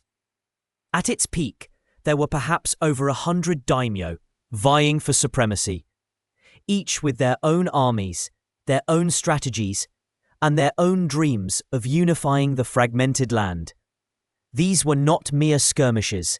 These were large-scale campaigns, involving tens of thousands of warriors, complete with intricate logistics, sieges, and pitched battles. The introduction of firearms by Portuguese traders in 1543 dramatically altered the nature of warfare. The arquebus, a primitive but deadly matchlock rifle, quickly became a game-changer. While initially expensive and slow to reload, its power to pierce armor and its relative ease of use meant that even a peasant with a little training could fell a seasoned samurai. This technological shift further destabilized the old feudal hierarchy, as traditional samurai skills like archery and swordsmanship, while still valued, had to adapt to this new reality. It was into this crucible of conflict that three legendary figures emerged, men whose lives would intertwine and ultimately reshape Japan. Oda Nobunaga, Toyotomi Hideyoshi, and Tokugawa Ieyasu. They are often referred to as the three unifiers, and their stories are a testament to ambition, resilience, and strategic genius. Oda Nobunaga, born in 1534, was the first of these giants to seize the stage. He was a daimyo from Owari province, a man often described as ruthless, innovative, and utterly fearless. Nobunaga was a visionary, quick to adopt new technologies and strategies. He was among the first to recognize the potential of firearms, meticulously training his Ashikaga, foot soldiers, in their use, and deploying them with devastating effect. His rise to power was meteoric, marked by a series of brilliant military camps. Eyings. The Battle of Okahazama in 1560 stands as a testament to his audacity. Outnumbered perhaps 10-1 by the forces of Imagawa Yoshimoto, a powerful neighboring daimyo, Nobunaga launched a daring surprise attack during a torrential downpour, catching Yoshimoto's army off guard and securing a decisive victory. This single battle cemented his reputation and paved the way for his expansion. Nobunaga was not just a military genius. He was also a shrewd administrator. He encouraged trade, abolished internal customs barriers, and developed a robust tax system to fund his ambitious campaigns. He was also fiercely anti-Buddhist, viewing the powerful monastic complexes with their vast landholdings and private armies as a threat to his authority. His brutal suppression of the warrior monks of Mount Hiei in 1571, where thousands were slaughtered and the temples burned, sent a chilling message to all who dared oppose him. This act, while securing his power, also earned him a reputation for cruelty. Yet, he was also a patron of the arts, a collector of exotic goods, and fascinated by Western culture and technology, even employing Jesuit missionaries as advisors and allowing them to preach Christianity in his domains. Historians still debate whether Nobunaga's anti-Buddhist stance was purely strategic, aimed at consolidating power, or if it stemmed from a genuine philosophical opposition to their influence. Some argue he was a pragmatist above all else, willing to embrace any tool or ideology that served his ultimate goal of unification. By the early 1580s, Nobunaga had consolidated control over a significant portion of central Japan, his power seemingly unassailable. He was on the verge of achieving his dream of unifying the entire country under his banner. However, fate, or perhaps the fickle nature of loyalty in the Sengoku Jidai, intervened. In 1582, while staying at the Honnoji Temple in Kyoto, Nobunaga was betrayed by one of his most trusted generals, Akechi Mitsuhide. Surrounded and outnumbered, Nobunaga, rather than face capture, committed seppuku, ritual suicide.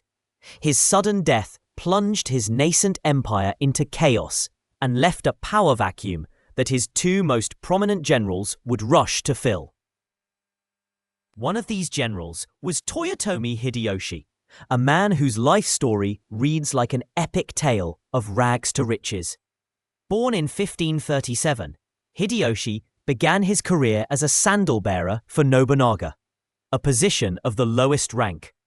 He was not of samurai birth, a stark contrast to the traditional aristocratic origins of most daimyo. Short in stature, with an unusual appearance that earned him nicknames like Monkey or Bald Rat, Hideyoshi possessed an unparalleled intellect, charisma, and strategic brilliance. He rose through the ranks with astonishing speed, earning Nobunaga's trust and admiration through his loyalty, resourcefulness, and military prowess. His ability to build castles rapidly, supply his armies efficiently, and negotiate skillfully made him indispensable to Nobunaga. Upon learning of Nobunaga's death, Hideyoshi acted with incredible speed and decisiveness. He abandoned a campaign he was currently waging, force-marched his troops back to Kyoto, and within days avenged his lord by defeating Akechi Mitsuhide at the Battle of Yamazaki. This swift action solidified his position as Nobunaga's successor and demonstrated his extraordinary leadership. Hideyoshi continued Nobunaga's work of unification, but with a different approach. While Nobunaga was known for his ruthlessness, Hideyoshi often preferred diplomacy and negotiation, though he was certainly capable of military might when necessary. He understood the importance of winning over former enemies and integrating them into his new order. Hideyoshi's achievements were monumental. By 1590, he had brought all of Japan under his control, a feat that had eluded even Nobunaga. He disarmed the peasantry in what was known as the sword hunt, a measure designed to prevent future uprisings and solidify the samurai class as the sole wielders of military power.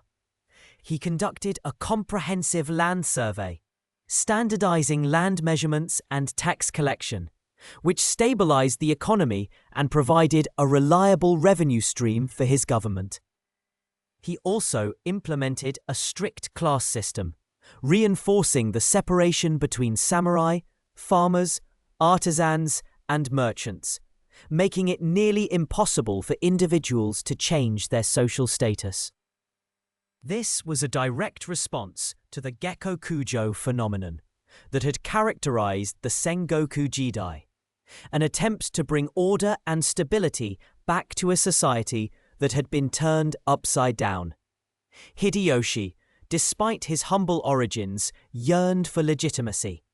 He adopted the surname Toyotomi and was appointed Kampak regent by the emperor, the highest civilian title, as his common birth prevented him from becoming shogun. He built magnificent castles, such as Osaka Castle, and indulged in lavish displays of wealth and power, including a golden tea room. Yet, his later years were marred by ambition that stretched beyond Japan's borders. He launched two massive invasions of Korea in 1592 and 1597, hoping to conquer the peninsula and even China.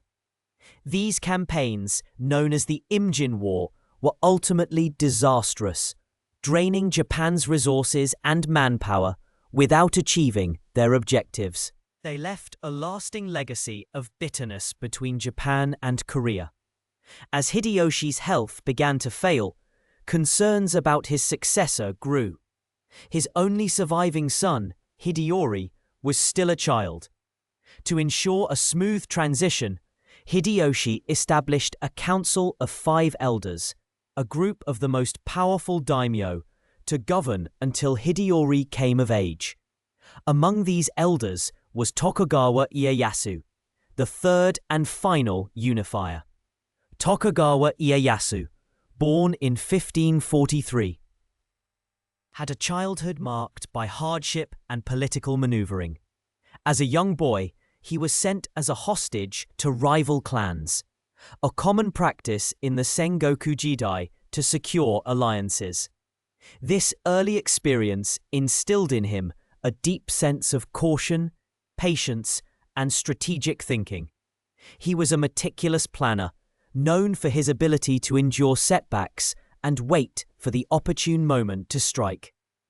Unlike Nobunaga's fiery ambition or Hideyoshi's meteoric rise, Ieyasu's path to power was a slow, steady climb, like a river carving its way through stone. Ieyasu had been a long-time ally of Oda Nobunaga, a relationship forged through necessity and mutual respect. He fought alongside Nobunaga in many campaigns, learning invaluable lessons in warfare and statecraft.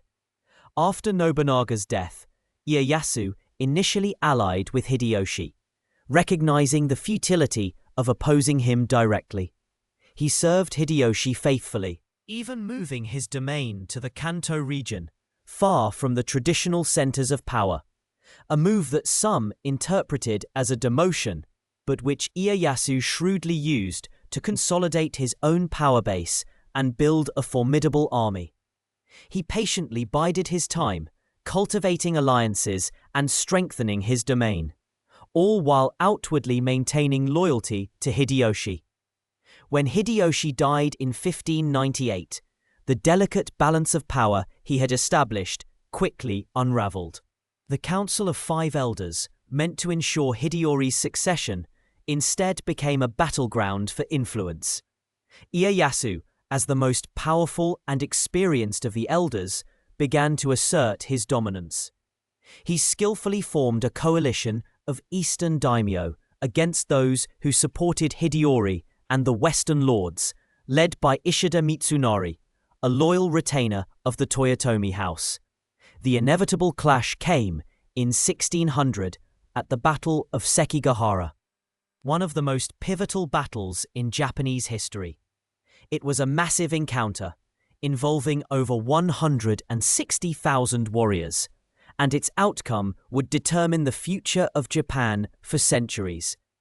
The battle itself was a tense standoff, with both sides evenly matched, until a crucial defection by Kobayakawa Hideaki, a daimyo who had initially pledged allegiance to the Western army, turned the tide in Ieyasu's favor. Ieyasu's forces achieved a decisive victory, effectively ending the Sengoku Jidai and paving the way for his absolute rule. With his triumph at Sekigahara, Ieyasu became the undisputed Meister of Japan. In 1603, he was appointed shogun by the emperor, establishing the Tokugawa Shogunate, a dynasty that would rule Japan for over 250 years, ushering in an unprecedented era of peace and stability. He established his capital in Edo, modern-day Tokyo, transforming it from a small fishing village into a thriving metropolis.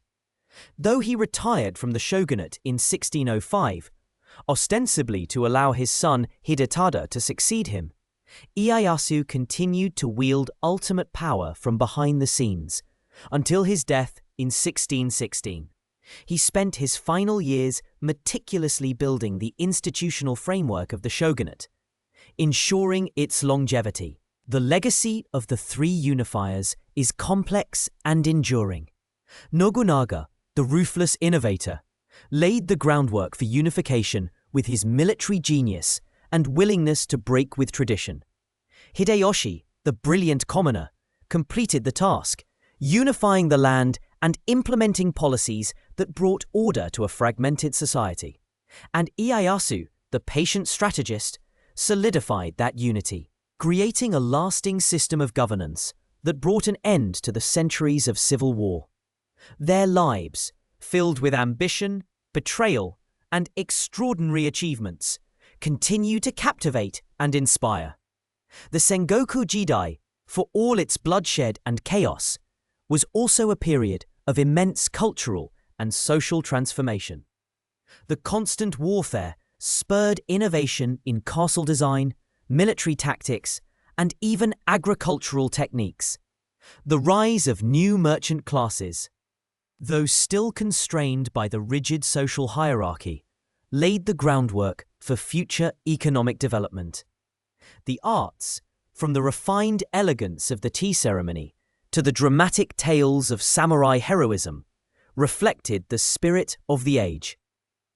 Perhaps these battlefields, now peaceful rice paddies or urban landscapes, still whisper stories of the warriors who once clashed upon them, of the dreams they held, and the sacrifices they made in the relentless pursuit of a unified Japan.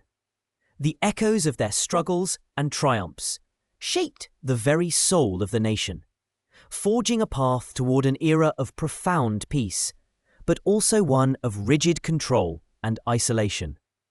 The stage was set for the Edo period, a time of introspection and carefully managed stability, a stark contrast to the turbulent century that had just passed. The embers of a century of strife still glowed, but a new dawn was breaking over Japan. The Sengoku Jidai, the age of warring states, a period of relentless conflict that had torn the archipelago asunder, was finally drawing to a close. From the crucible of this chaos emerged three figures, each a titan in their own right, who would be remembered as the three great unifiers of Japan: Oda Nobunaga, Toyotomi Hideyoshi, and Tokugawa Ieyasu.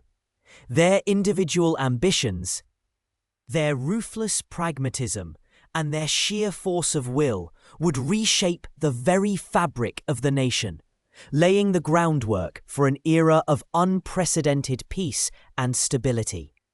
Oda Nobunaga, often called the Demon King for his fierce determination and innovative, often brutal tactics, was the first to rise to prominence. Born in 1534, he was a daimyo of Owari province. A man who saw the fragmented state of Japan not as an insurmountable obstacle, but as an opportunity. He was a visionary, quick to embrace new technologies and ideas. He recognized the devastating power of firearms, which had been introduced to Japan by the Portuguese in 1543. While other samurai clung to their traditional swords and bows, Nobunaga eagerly incorporated arquebuses into his armies, training specialized units to wield them with deadly efficiency. This embrace of gunpowder gave him a significant advantage over his more conservative rivals. His campaigns were swift and decisive, marked by a willingness to break with tradition and crush all opposition, whether it be rival daimyo or powerful Buddhist monasteries that had amassed their own formidable armies. The burning of Enryaku-ji, a sprawling monastic complex on Mount Hiei in 1571, was a stark testament to his resolve. He envisioned a unified Japan under his rule, a centralized state free from the incessant feuds of the past. He began to dismantle the old feudal structures, consolidating land and power, and establishing a more direct control over the provinces. His influence spread like wildfire across central Japan, and by the early 1580s, he controlled a vast swathe of the country, seemingly on the verge of achieving his ultimate goal. Yet fate, as it often does, intervened with a cruel twist. In 1582, while staying at Honnoji Temple in Kyoto, Nobunaga was betrayed by one of his most trusted generals, Akechi Mitsuhide.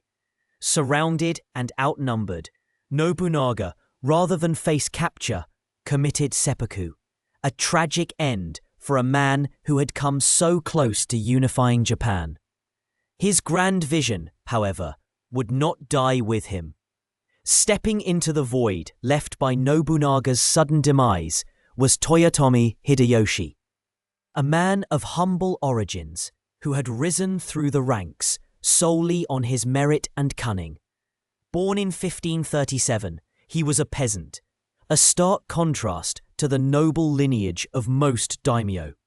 He had started as Nobunaga's sandal-bearer, but his intelligence, loyalty, and military prowess quickly caught his lord's eye.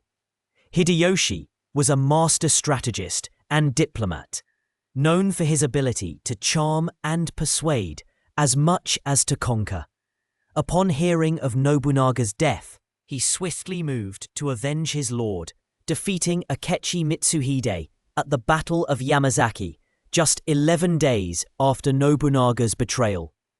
This decisive victory cemented his position as Nobunaga's successor and the most powerful man in Japan. Hideyoshi continued Nobunaga's work of unification, but with a different approach. While Nobunaga was known for his ruthlessness, Hideyoshi often preferred diplomacy and negotiation, integrating conquered territories through a combination of military pressure and political maneuvering. He completed the unification of Japan by 1590, bringing all the daimyo under his sway. Hideyoshi implemented a series of reforms that would have a lasting impact on Japanese society. He conducted a nationwide land survey known as the Taiko Kenchi, which standardized land measurements and assessed agricultural productivity, providing a more accurate basis for taxation and military service. ICE. This survey also served to disarm the peasantry, separating samurai from farmers and solidifying the social hierarchy. He issued the sword hunt edicts, confiscating all weapons from non-samurai, effectively ending the possibility of peasant uprisings and further distinguishing the samurai as the sole warrior class. He also attempted to invade Korea twice, in 1592 and 1597, with the ultimate ambition of conquering China. These campaigns, though initially successful, ultimately ended in costly failures, draining Japan's resources and manpower. They were a testament to his expansive ambitions, but also a source of great debate among historians. Some view them as a foolish overreach, while others see them as a strategic move to divert the energies of the newly unified daimyo outwards, preventing internal conflict. Regardless of the interpretation, these invasions left a bitter legacy in Korea and China. Hideyoshi, like Nobunaga, died before fully consolidating his legacy, passing away in 1598, leaving behind a young heir and a council of regents. The stage was now set for the third and final unifier, Tokugawa Ieyasu. Born in 1543, Ieyasu had a long and tumultuous life, marked by periods of both alliance and conflict with Nobunaga and Hideyoshi. He was a survivor, a patient and calculating strategist who understood the long game, while Nobunaga was the fiery innovator and Hideyoshi the charismatic unifier. Ieyasu was the methodical consolidator.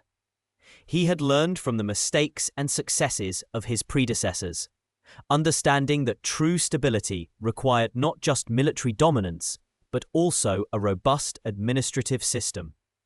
After Hideyoshi's death, a power vacuum emerged, leading to a clash between the various factions within the Council of Regents. Ieyasu, patiently building his alliances and consolidating his power base, emerged as the leading contender. The culmination of this struggle came at the Battle of Sekigahara in 1600, a monumental clash that pitted Ieyasu's eastern army against a coalition of western daimyo loyal to Hideyoshi's young heir. The battle was fiercely contested, with the outcome hanging in the balance for much of the day. However, a crucial defection of one of the western generals to Ieyasu's side turned the tide, leading to a decisive victory for Ieyasu. Sekigahara effectively ended the Sengoku Jidai and ushered in a new era. In 1603, Ieyasu was appointed shogun by the emperor, establishing the Tokugawa Shogunate, a military government that would rule Japan for over 250 years. He chose Edo, modern-day Tokyo, as his capital, a strategic move that shifted the political center of gravity away from the traditional imperial court in Kyoto. Ieyasu, unlike his predecessors, focused on creating a lasting system of governance. He implemented a strict social hierarchy, with the samurai at the top, followed by farmers, artisans, and merchants. He established a system of control over the daimyo, known as Sankin Kotai, or alternate attendants. Under this system, every daimyo was required to spend every other year in Edo, leaving their families as hostages in the capital when they returned to their domains. This policy served multiple purposes. It ensured the daimyo's loyalty, drained their financial resources, and fostered a sense of national unity by bringing the provincial lords into regular contact with the shogunal government. It also led to the development of a sophisticated network of roads and inns to facilitate these journeys, inadvertently stimulating trade and cultural exchange. The Edo period, also known as the Tokugawa period, was a time of unprecedented peace and stability for Japan. The samurai, who had for centuries been defined by their martial prowess and their role on the battlefield, now faced a new challenge, adapting to an age of peace. The Tokugawa shogunate, in its desire to maintain order, transformed the samurai from warriors into administrators and bureaucrats. While the sword remained a potent symbol of their status and a reminder of their martial heritage, its practical use diminished significantly. Samurai were now expected to be educated, to be well-versed in Confucian philosophy, to manage their domains, and to serve in various governmental capacities. They became scholars, poets, artists, and even tea masters. The Bushido code, which had always emphasized loyalty and honor, now also stressed frugality, self-discipline, and intellectual pursuits. This transformation was not without its internal struggles. Many samurai, particularly those who had known the glory of battle, found it difficult to adapt to a life of peace and bureaucratic routine. Some struggled financially, as their stipends, tied to land productivity, were not always sufficient in a changing economy. The rise of a merchant class, who often accumulated significant wealth, challenged the traditional social order where samurai were at the apex. This led to a sense of unease and resentment among some samurai, who felt their traditional status was being eroded. The question of how to maintain their identity and purpose in a world without war became a central theme in samurai culture and literature during this period. Historians still debate the extent to which the samurai truly embraced their new roles, or if a deep undercurrent of dissatisfaction simmered beneath the surface of Edo society. Some argue that the transformation was largely successful, leading to a highly educated and effective ruling class. Others suggest that the enforced peace led to a spiritual crisis for many samurai, who yearned for the martial glory of their ancestors. The Tokugawa shogunate also implemented a strict policy of national isolation known as sakoku, meaning closed country. Beginning in the 1630s, this policy severely restricted foreign trade and contact, with only limited interactions permitted with the Dutch and Chinese at the port of Nagasaki. This was primarily driven by a desire to suppress the spread of Christianity, which was seen as a threat to the shogunate's authority and social order. Missionaries had been active in Japan since the mid-16th century, and their converts, including some daimyo, had grown in number. The Shimabara Rebellion of 1637 to 1638, a large-scale uprising of mostly Christian peasants and ronin, masterless samurai, further solidified the shogunate's resolve to expel all foreign influence. The Sakoku policy, while controversial in hindsight, fostered a unique and inward-looking cultural development in Japan. Arts like ukiyo-e woodblock prints, kabuki theater, and haiku poetry flourished, reflecting a distinct Japanese aesthetic and worldview. The samurai, now largely confined within the archipelago, continued to refine their martial arts, but often as a form of spiritual discipline and physical training, rather than preparation for imminent warfare. The practice of kendo, the way of the sword, became a highly formalized and philosophical pursuit, emphasizing mental discipline and character development. The Edo period was a time of immense cultural and intellectual growth, but also one of rigid social control.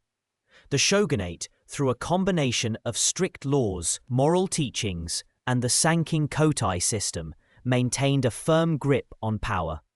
The samurai, though no longer constantly engaged in battle, remained the ruling class, their lives dictated by a complex web of duties and expectations. They were the guardians of order, the administrators of justice, and the upholders of the moral code. Their distinctive top-knot hairstyles, their two swords, the long katana and the shorter wakizashi, and their formal attire became iconic symbols of their status.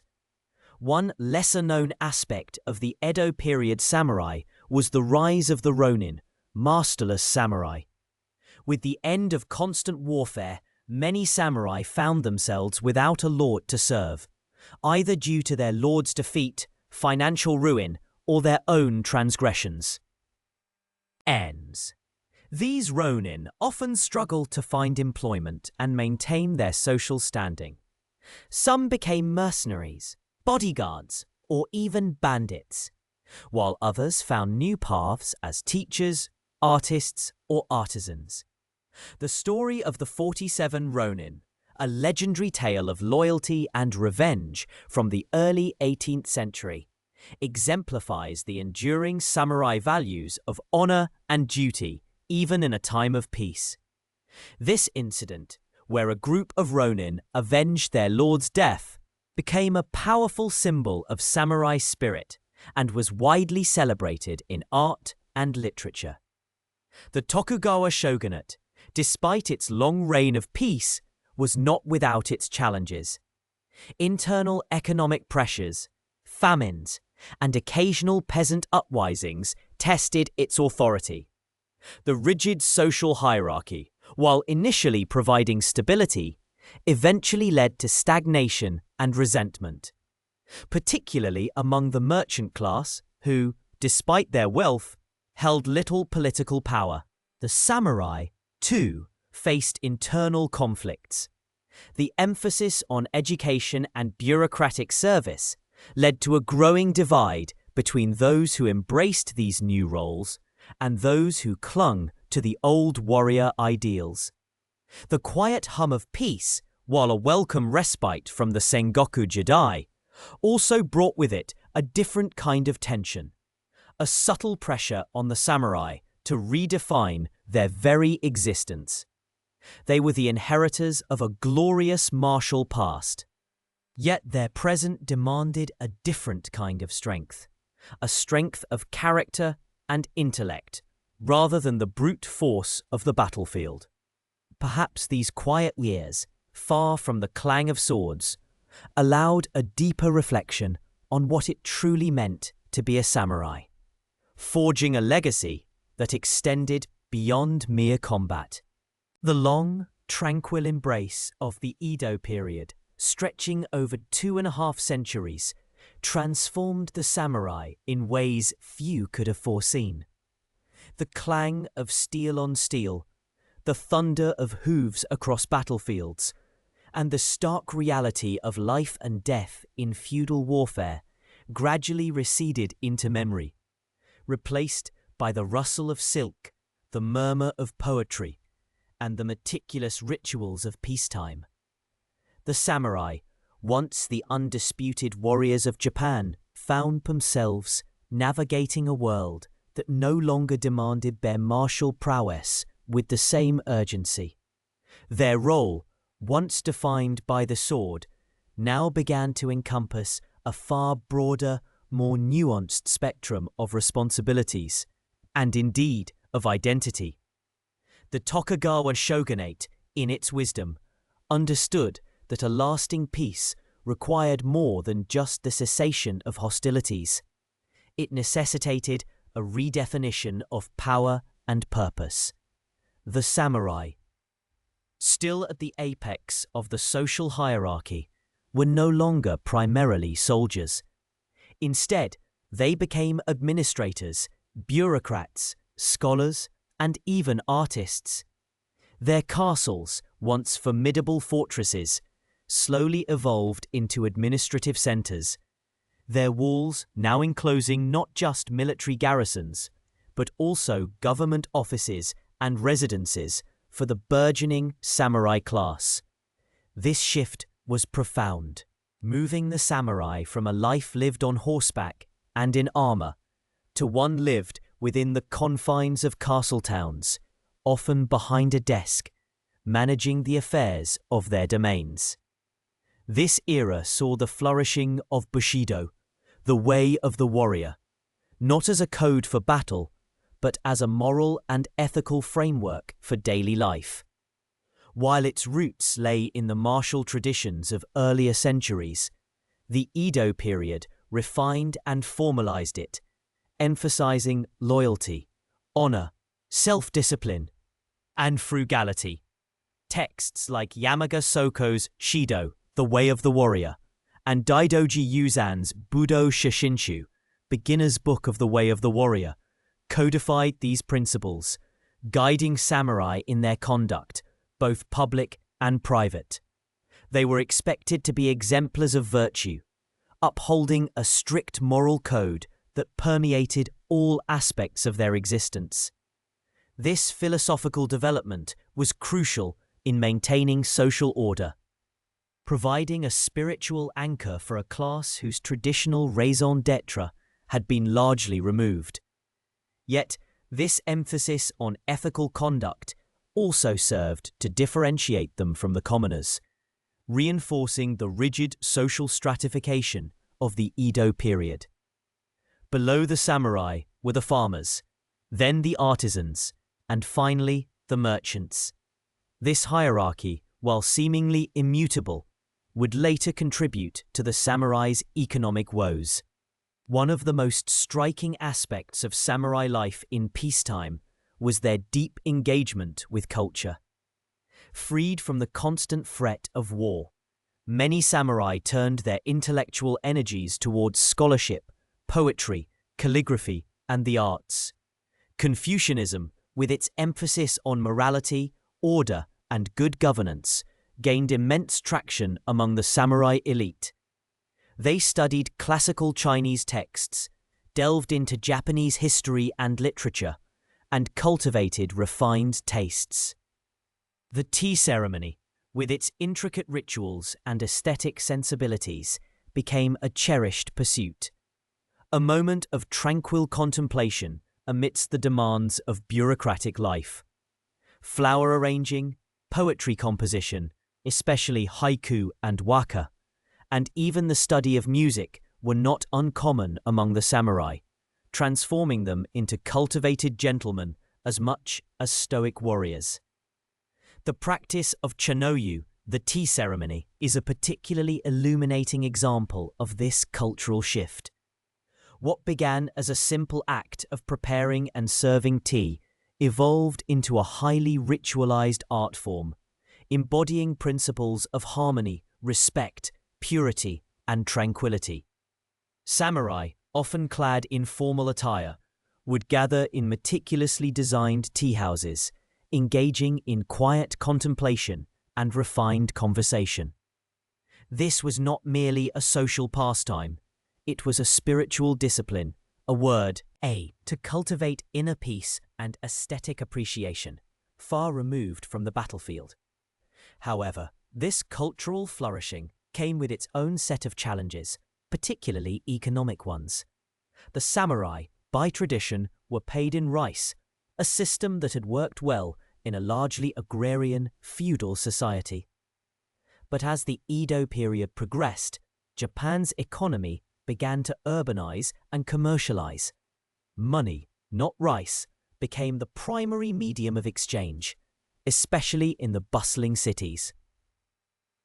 Samurai stipends, often fixed and paid in rice, struggled to keep pace with the rising cost of living in an increasingly monetized economy. They were prohibited by law from engaging in trade or commerce, a rule that, while upholding their noble status, severely hampered their ability to adapt financially. Many samurai found themselves in a precarious economic position. They often resorted to borrowing money from merchants, a class they officially outranked but now depended upon. This created a peculiar social dynamic. The wealthy merchant, though low in the social hierarchy, held economic power over the noble samurai. The irony was not lost on either class, fostering a quiet resentment among some samurai and a subtle sense of triumph among some merchants. This economic strain led to a gradual erosion of the samurai's material wealth, with many selling off family heirlooms, land, and even their swords to make ends meet. The urban centers, particularly Edo, modern-day Tokyo, Osaka, and Kyoto, became magnets for both samurai and commoners. The Sankin Kotai system, which required daimyo, feudal lords, to spend alternate years in Edo, brought a constant influx of samurai and their retainers to the capital. This system, designed to prevent daimyo from accumulating too much power in their home domains, inadvertently spurred urban development and cultural exchange. While in Edo, samurai were expected to maintain a certain standard of living, further burdening their finances.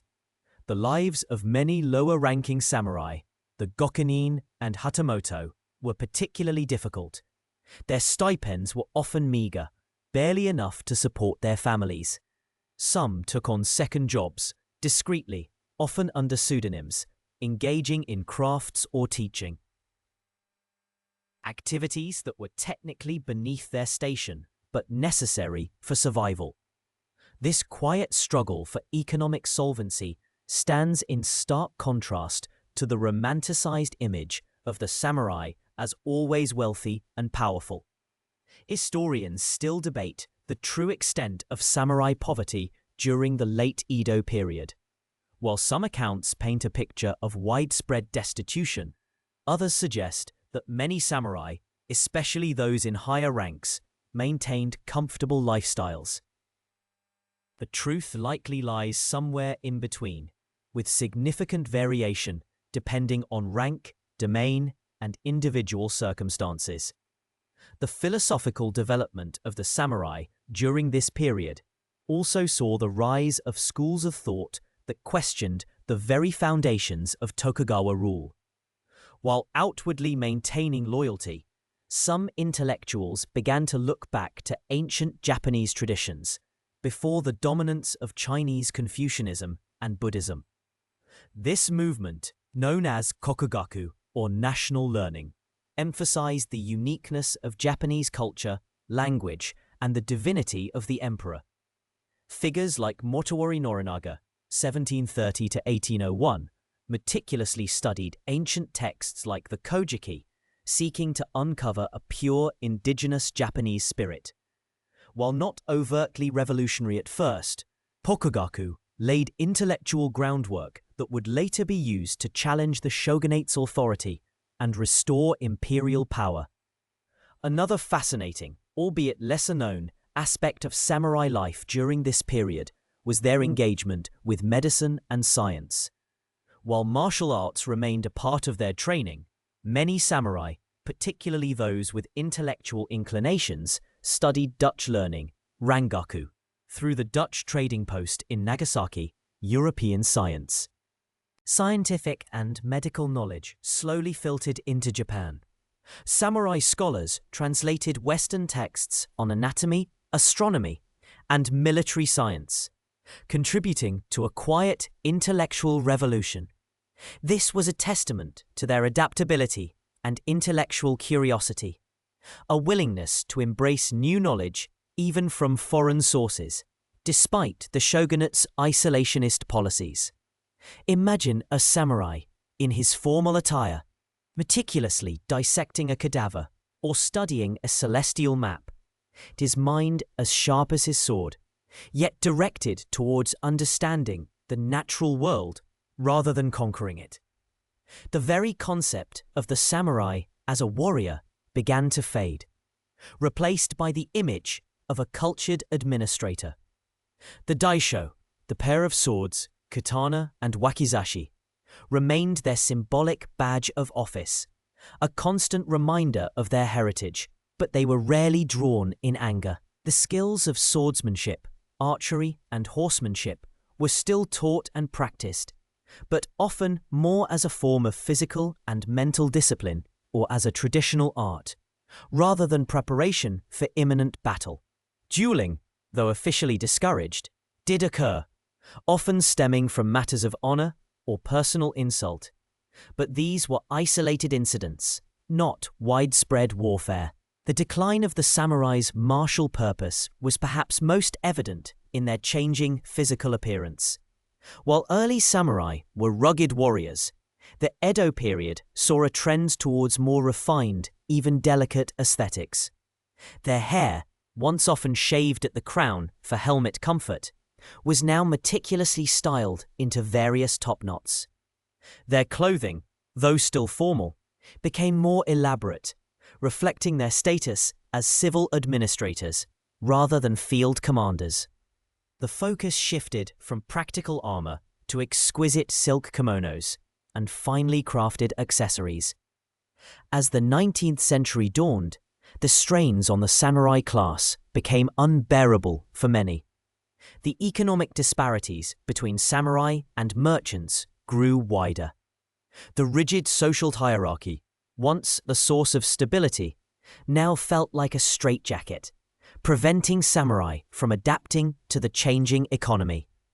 The shogunate, too, found itself increasingly unable to address these systemic issues, its traditional methods of governance proving inadequate for a rapidly modernizing world.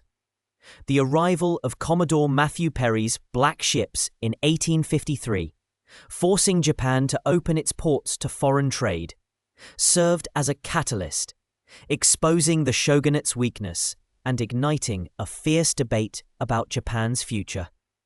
For many samurai, especially those in the outer domains, this external threat highlighted the obsolescence of the shogunate's isolationist policies and the need for radical change.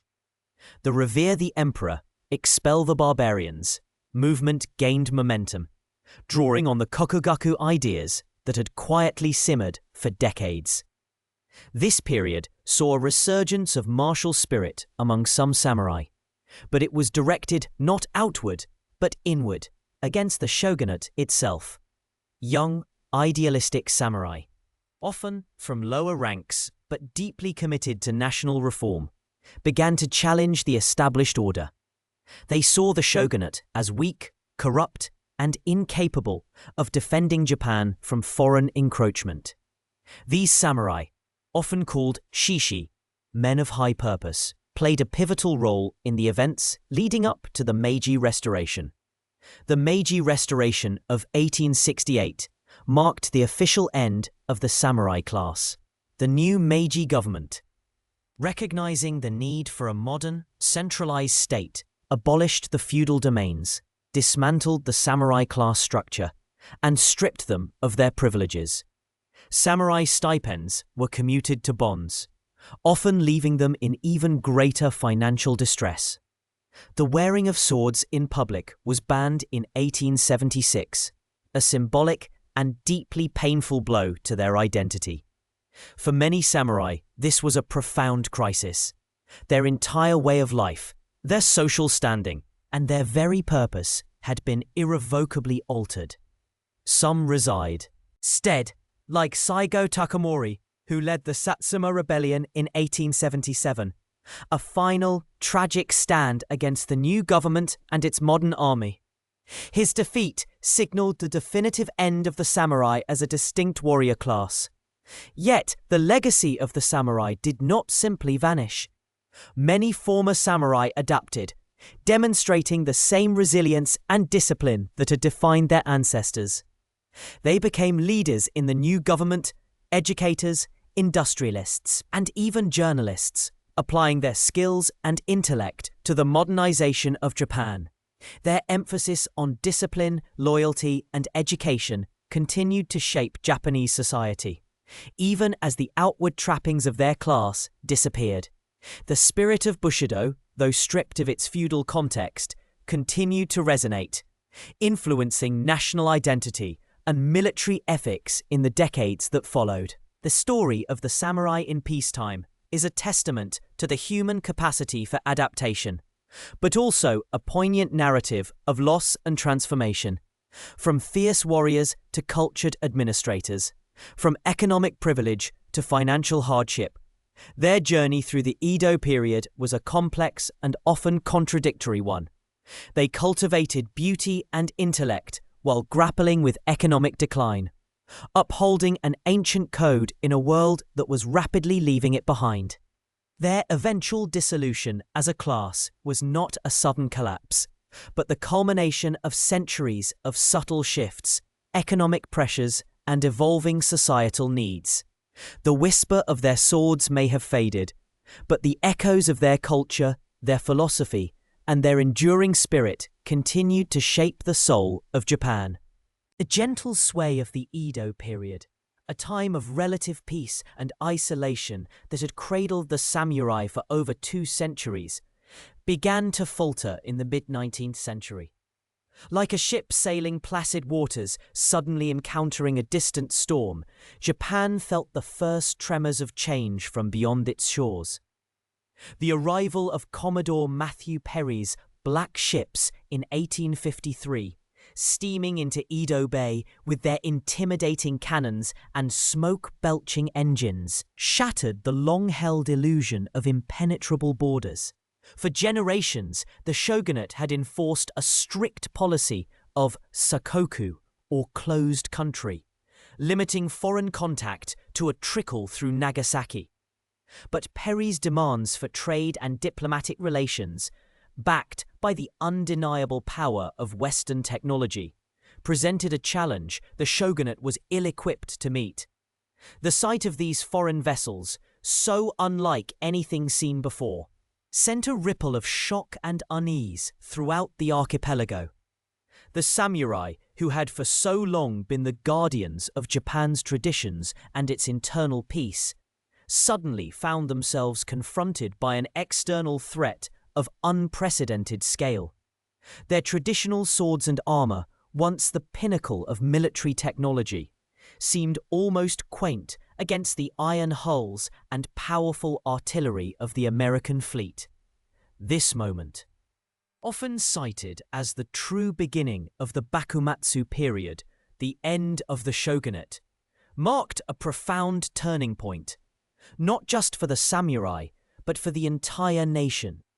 The shogunate, caught between the demands of the powerful Western nations and the fervent anti-foreign sentiment brewing within Japan, found itself in an impossible bind. To resist meant war, a war they knew they could not win. To concede meant a loss of face, a betrayal of the very principles of national sovereignty they were sworn to uphold. The treaties that followed Perry's arrival, particularly the Treaty of Amity and Commerce signed with the US in 1858, were deeply unpopular. They granted extraterritoriality to foreigners, allowing them to be tried under their own laws rather than Japanese law. and set unfavorable tariffs that benefited foreign merchants.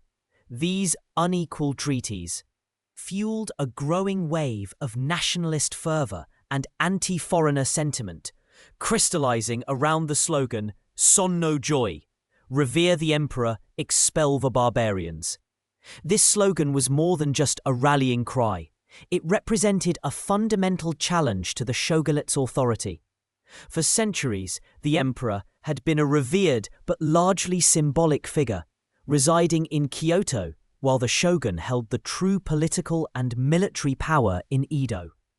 Now, discontented samurai, disgruntled daimyo, and even some court nobles began to look to the emperor as a legitimate alternative source of authority, a beacon of national unity against the perceived weakness and capitulation of the shogunate.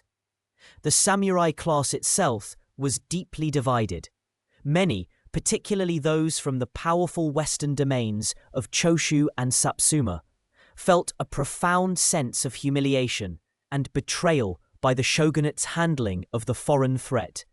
These domains, which had historically been less loyal to the Tokugawa regime and more independent-minded, became hotbeds of anti-shogunate activity. Young, idealistic samurai, often from lower ranks but possessing sharp intellect and fierce determination, emerged as leaders of this new movement. Figures like Saigo Takamori and Kido Takayoshi from Satsuma and Okubo Toshimichi from Choshu would become instrumental in shaping the future of Japan. The Bakumatsu period was thus a time of intense political ferment, marked by assassinations, skirmishes, and a constant struggle for power. The streets of Kyoto and Edo, once relatively peaceful, now witnessed acts of violence as shishi, men of high purpose, sought to eliminate perceived enemies of the emperor and the nation. Foreigners, too, became targets of this xenophobic fervor, leading to further international pressure and even punitive bombardments by Western powers, such as the shelling of Shimonoseki by a combined fleet in 1864 in retaliation for attacks on foreign shipping. These events only served to highlight the military disparity and further weaken the shogunate's position. One of the more obscure but fascinating aspects of this period is the role of the ronin, masterless samurai who found new purpose in the chaos. Stripped of their traditional roles and often living in poverty, many ronin were drawn to the Son no Joy movement, seeing it as an opportunity to restore their honor and serve a higher cause. Some became fervent political activists, others joined anti-foreign militias, and a few even became assassins, their swords once again finding a deadly purpose, albeit in a context far removed from the battlefield of old. The Shinsengumi, a special police force formed by the shogunate to maintain order in Kyoto and suppress the shishi, themselves comprised largely of ronin and commoners, represent the complex and often contradictory nature of this era. They were fiercely loyal to the shogunate, yet their ranks were filled with those who had fallen outside the traditional samurai hierarchy, highlighting the breakdown of old social structures. The shogunate, despite its attempts to modernize its own military by adopting Western firearms and training methods, found itself increasingly isolated. Its traditional allies, the Fudai daimyo, were often hesitant to commit fully, and the loyalty of many samurai was shifting.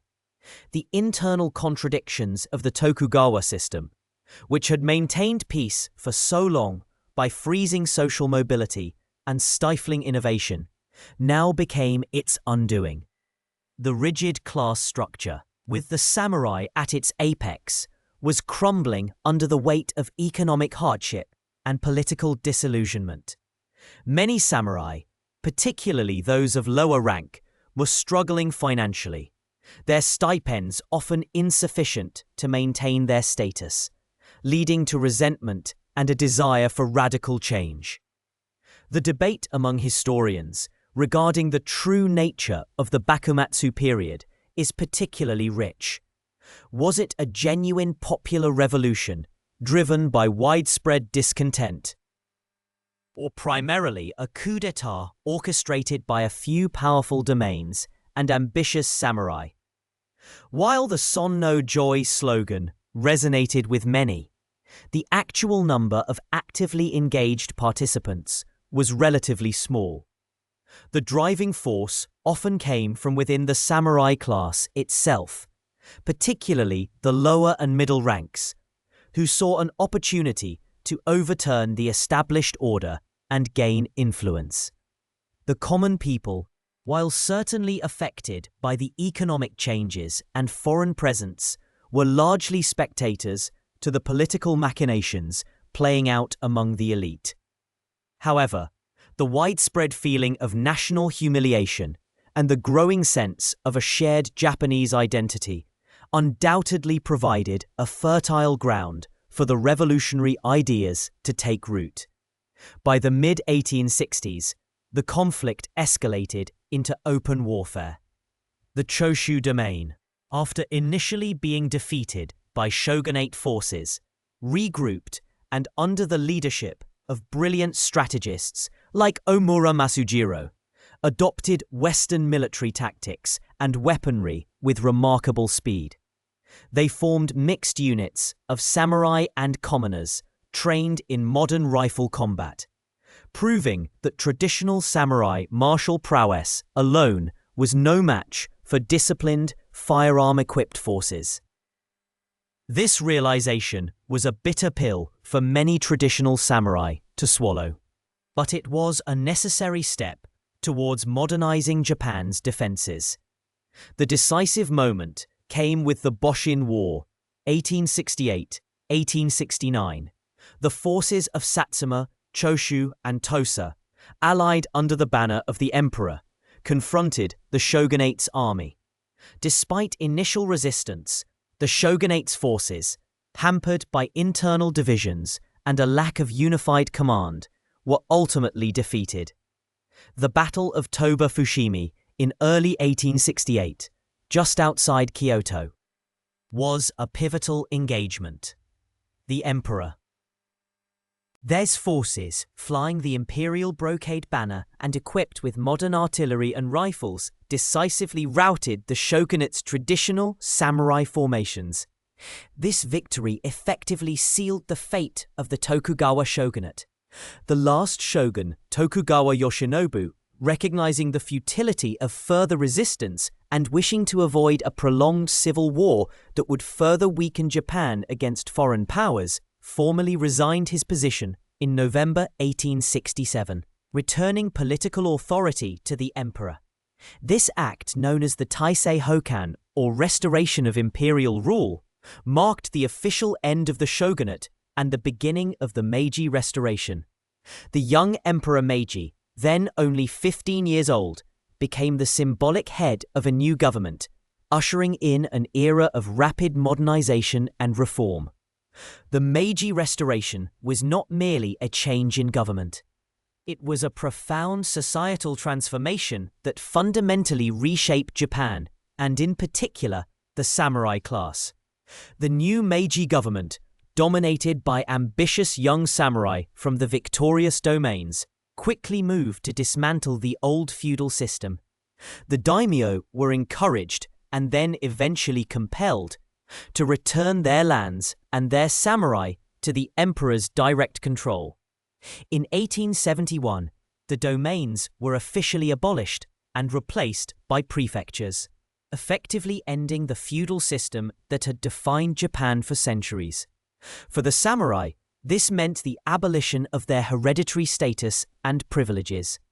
The government initially offered stipends to compensate them for the loss of their traditional income, but these were gradually reduced and then commuted into government bonds, often leaving many samurai in financial hardship. In 1876, the ultimate blow came with the Heitere, the sword abolition edict, which prohibited samurai from wearing their swords in public. This was a symbolic act of immense significance, stripping the samurai of the most visible and cherished emblem of their identity and status. Their swords, once extensions of their souls and symbols of their martial prowess, became mere artifacts, relics of a bygone era. The abolition of the samurai class was a necessary step for the new government, which sought to create a modern, centralized nation-state with a unified national army based on conscription rather than a feudal warrior class. The government's slogan, Fukoku Kyohei, enrich the country, strengthen the military, encapsulated its urgent priorities. Japan needed to modernize rapidly to avoid the fate of other Asian nations that had fallen under Western colonial domination. Not all samurai accepted these changes passively.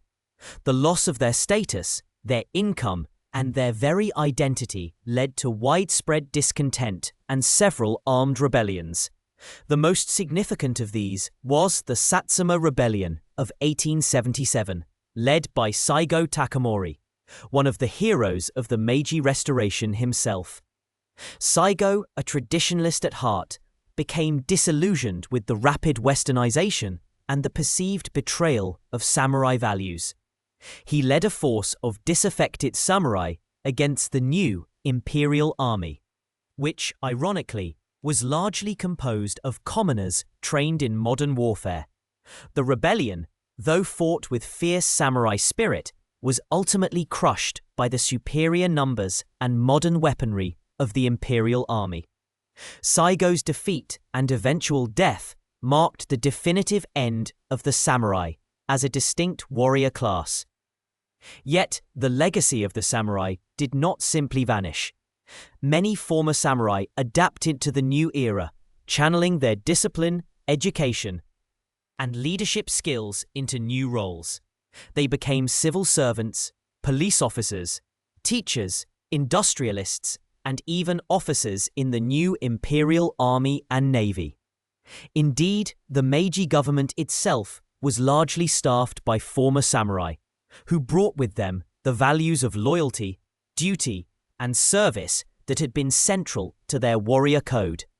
The spirit of Bushido, though no longer tied to a specific class, continued to influence Japanese society, shaping its educational system, its military ethos, and its national identity for decades to come. The abolition of the samurai class, while marking the end of a 700-year-old institution, was not an act of destruction, but rather a transformation. The individual samurai, no longer defined by their sword or their feudal lord, were forced to find new ways to contribute to a rapidly changing nation.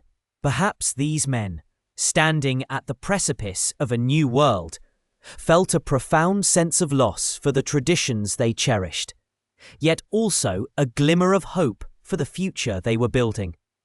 The quiet dignity with which many accepted their fate, even as their world crumbled around them, speaks to the enduring strength of character that had long been associated with the samurai ideal. Their swords were sheathed, their armor laid aside. But the echoes of their discipline and dedication would continue to resonate through the corridors of Japanese history, shaping the nation's journey into the modern age. The echoes of the samurai, though centuries removed from their battlefield prowess, continued to reverberate through the very bedrock of Japanese society, shaping its artistic expressions, its moral compass, and even its global image. Their legacy was not merely a historical footnote, but a living, breathing current that flowed through the veins of the nation, adapting and transforming with each passing era. After the Meiji Restoration, when the samurai class was officially abolished and their privileges stripped away, many former samurai, dispossessed, yet still imbued with a fierce sense of duty and discipline, sought new avenues for their talents. Some became statesmen, instrumental in building the modern Japanese government. Others became educators, imparting their strict ethical codes to new generations. Still others found roles in the nascent military and police forces, where their martial expertise and organizational skills were invaluable. The spirit of Bushido, the way of the warrior, which had been codified and refined during the Edo period, did not vanish with the samurai themselves. Instead, it underwent a remarkable metamorphosis, transitioning from a code of conduct for a specific warrior class to a broader set of national ideals.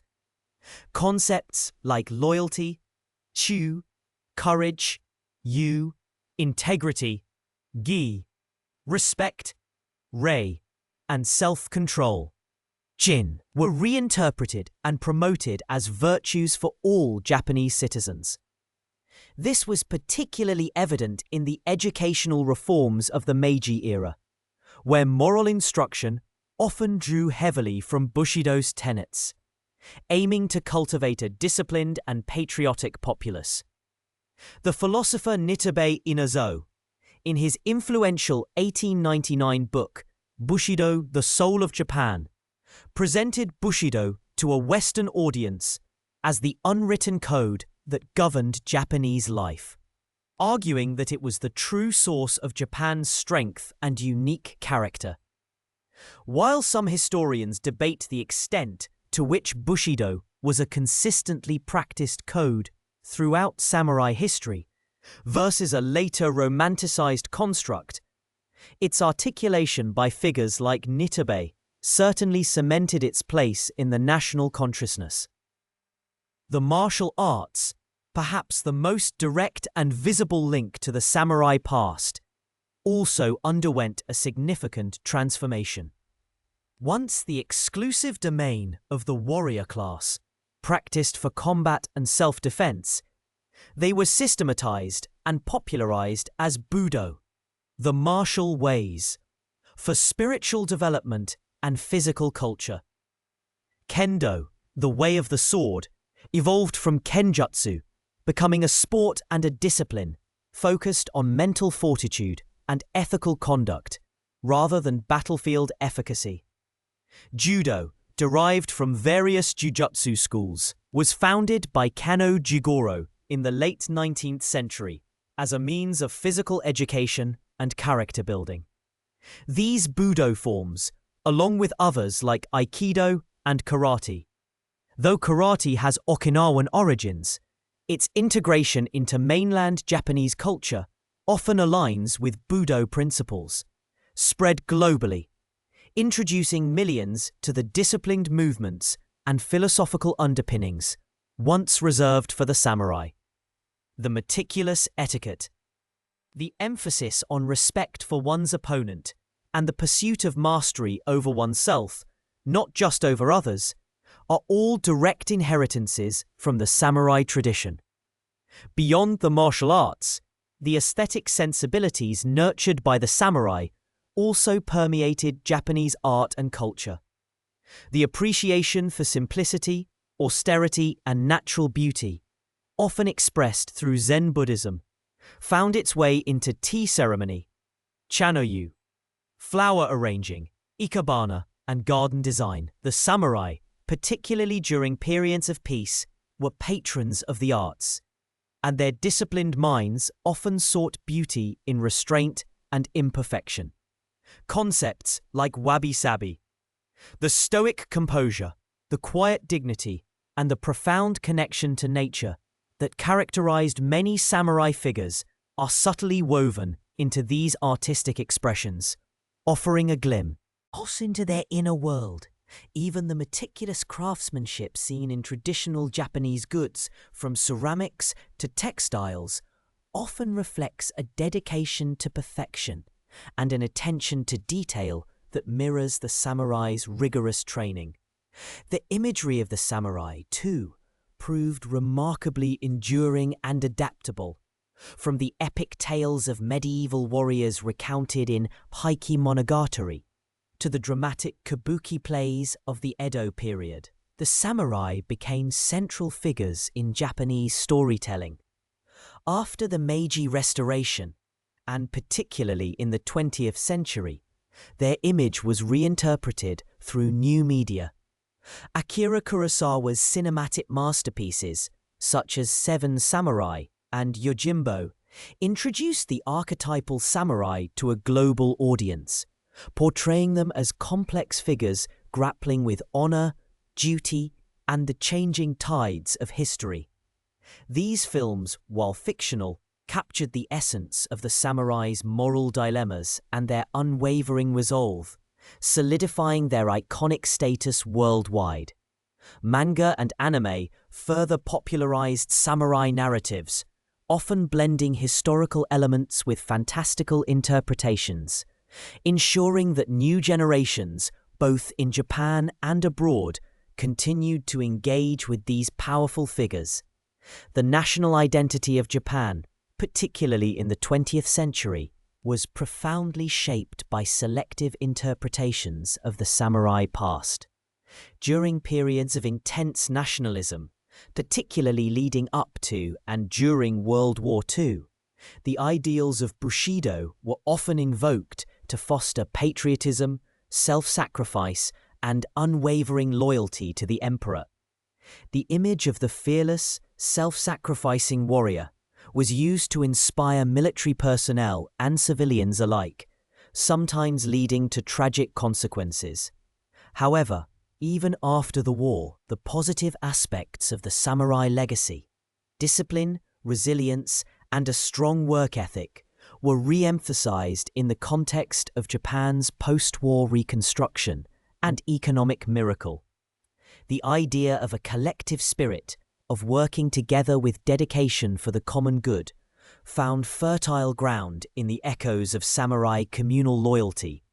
Today, the samurai continue to be a source of both pride and introspection for the Japanese people. Historical dramas, museums, and festivals keep their stories alive, allowing contemporary audiences to connect with a rich and complex past. The debate over whether the samurai were primarily ruthless warriors or enlightened philosophers, or a nuanced blend of both, continues to inform discussions about Japanese history and identity. Some scholars argue that the romanticized image of the samurai often overshadows the harsh realities of their existence, while others emphasize the profound ethical contributions they made to Japanese thought. This ongoing dialogue reflects the enduring power of the samurai to provoke thought and inspire reflection on universal themes of duty, honor, and the nature of power. The very landscape of Japan, too, bears the indelible mark of the samurai. Castles, once formidable fortresses and symbols of feudal power, now stand as majestic reminders of an age gone by, drawing visitors who seek to walk in the footsteps of legendary warriors. Temples and shrines, many of which received patronage from samurai lords, continue to be centers of spiritual life, their tranquil gardens whispering tales of contemplation and martial discipline. Even the names of towns and regions sometimes harken back to samurai clans or significant battles, weaving their history into the geographical fabric of the nation. The meticulous planning of cities like Kyoto and Edo, modern-day Tokyo, with their strategic layouts and defensive considerations, implicitly reflects the military mindset that permeated society for centuries. The samurai, in their long and varied history, were not a monolithic entity. They were farmers and poets, ruthless conquerors and devout monks, innovators and traditionalists. Their evolution, from mounted archers to disciplined infantry, yes, from feudal lords to cultured administrators, mirrors the complex tapestry of Japanese history itself. Yet through all these transformations, certain core ideals persisted, shaping not only their own conduct, but also the aspirations of generations that followed. The image of the lone warrior, standing firm against overwhelming odds, or the disciplined scholar, mastering both the sword and the brush, continues to resonate because it speaks to fundamental human desires for courage, integrity, and purpose. Their story is a testament to the enduring power of cultural ideals, proving that even when a class fades from existence, its spirit can continue to shape the world long after its physical presence has dissolved into the mists of time.